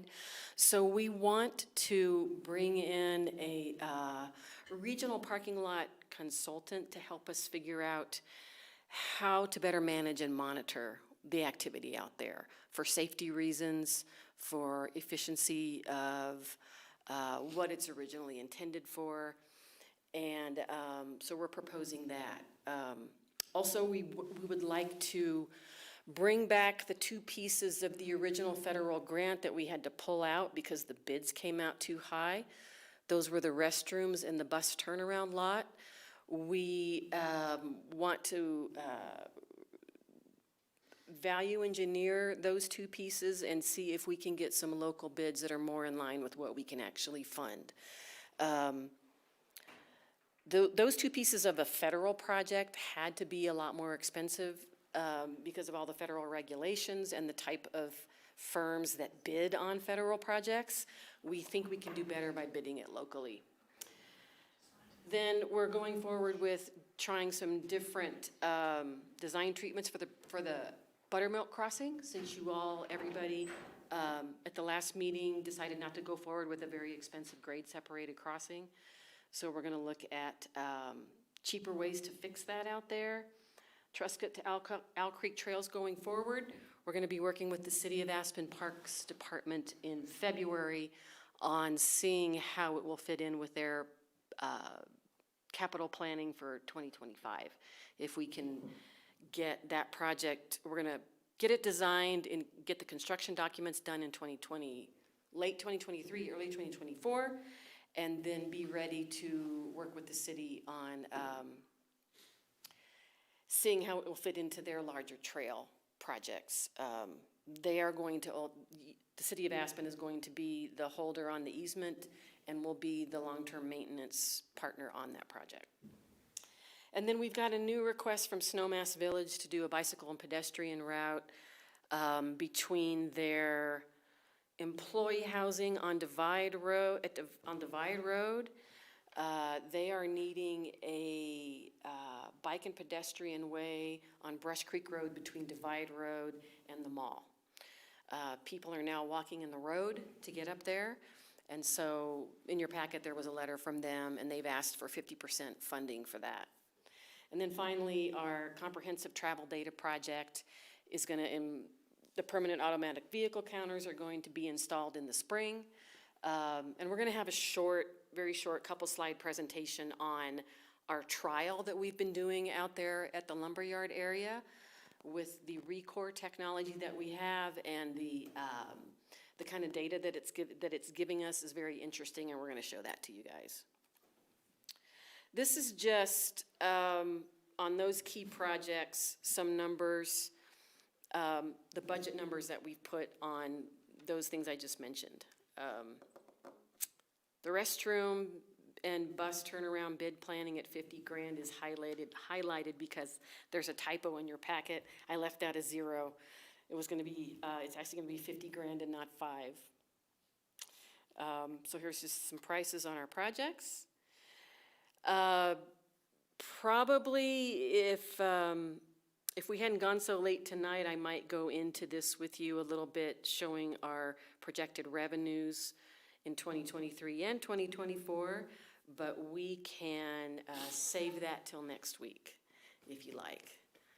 It's about the same. Our revenues are a little bit higher in both years than they were in 2022, so we're gonna start out the year a little bit better. But we roughly end up with the same unassigned fund balance, and then the $6 million for the Town of Snowmass Village Transit Center is gonna continue to just be on the books until we hear from them what they wanna do with that project. Here are our proposed meeting dates for 2027. March 7th, June 6th, August 22nd, and October 24th. And that's it. Questions? Questions? Is Pete going next, or? He'll do his thing at the EOTC meeting. Oh, got it. Yeah. And he'll be there to answer those. And looking good, Pete. Don't sell yourself short. Hey. Where are your dogs, Pete? Yeah. Did you get a haircut? Anybody else questions here for Linda? EOTC next Thursday. Next Thursday. And So where? just a reminder, we do want to ensure we have quorum because you'll be asked to vote on a resolution to approve the EOTC budget at the meeting. And so we need to ensure definitely that there's quorum so you can do that. Otherwise, you'll have a third meeting on this topic when you have to come back and do it. Threaten us with a good time. Yeah, but I think we're gonna be there. We're 4 out of 5 and probably 5 out of 5. Yeah. Yeah. Intending to be. Yeah. And if you have glanced at the packet and have any questions for me now that I can clarify next week. I'd like clarification on how Snowmass Village Ped and Bike Trail would qualify under mass transit or equal funding. So the Public Works Director for Town of Snowmass, Ann Martins, is going to be here to give a short presentation on it. But right now, the employees that live in that housing can't walk or bicycle up to the mall to get the transit to either work at the mall or get on a bus to ride down to go to Aspen for their work or wherever they are if they work somewhere else in Snowmass Village. So right now, they have to use a recreational trail that goes down into the gully and comes back up, and it's not regularly plowed in the winter. So this is kind of coming under FLAM, first and last mile? Yes. It was a project in a strategic plan they did a few years ago to improve their access to the transit mall.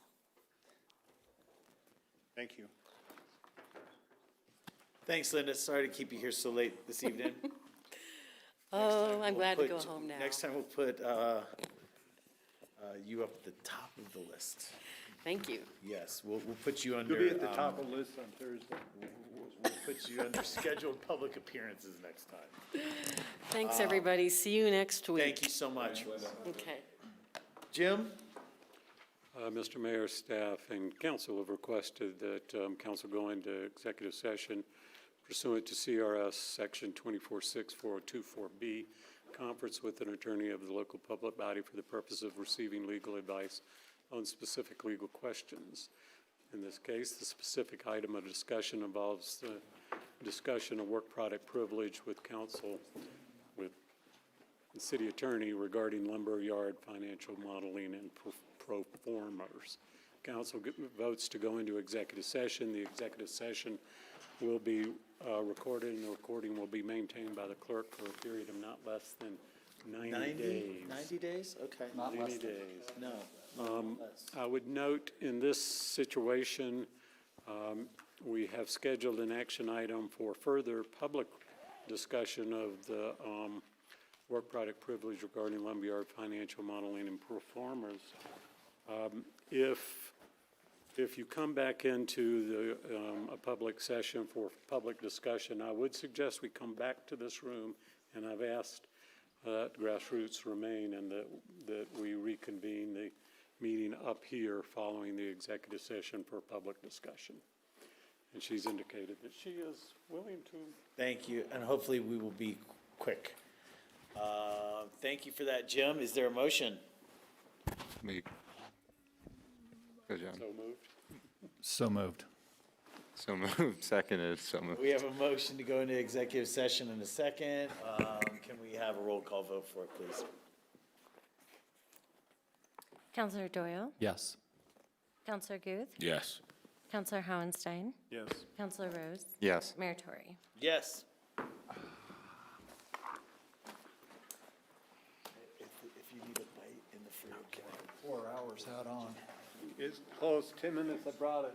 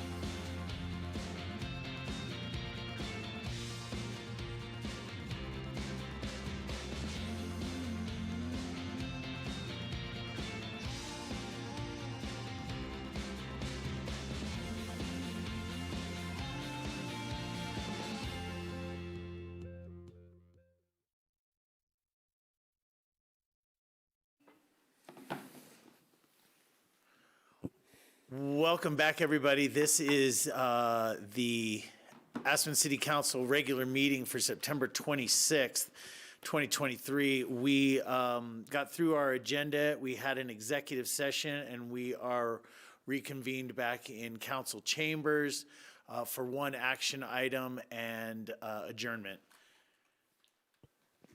The matter that's an action item is the further discussion of the work product privilege that has been exercised over or asserted over certain documents regarding the lumber yard financial modeling and performers. Council may take action that releases documents and forgoes the work product privilege if you so desire. It would be up to you at this time. There have been identified two such documents that you may want to consider, but it is up to you as to whether you wish to forego the work product privilege for these two documents. One is called the Lumberyard 2022 Schematic Design Full Project Estimate Breakdown. Other is titled the Lumberyard Model Financial, dated 7/24/2023. But it's up to you, council. I'll make a motion to re-release document number 1 and release documents 2 and 3 that were in our executive or confidential memo. Just to further describe this again, document 2 is entitled Lumberyard 2022 Schematic Design Full Project Estimate and Breakdown. Document 3 is the Lumberyard Model Financial 7/24/23. Thanks, Jim. I'll second. That's what I meant. There is a motion and a second. Any further discussion at this time? Could we have a roll call vote for the motion? Councilor Doyle, Yes. Councilor Guth, Yes. Councilor Howenstein, Yes. Councilor Rose, Yes. Mayor Tory. Yes. Thank you. With that, I could accept a I'll make a motion to adjourn. I'll second.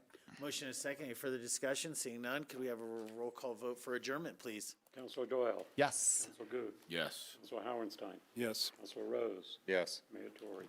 I'm a yes. you. Thank you, and thank you to Grassroots as always. Have a wonderful week. We'll see you soon. Lots of public meetings coming your way. Please join us.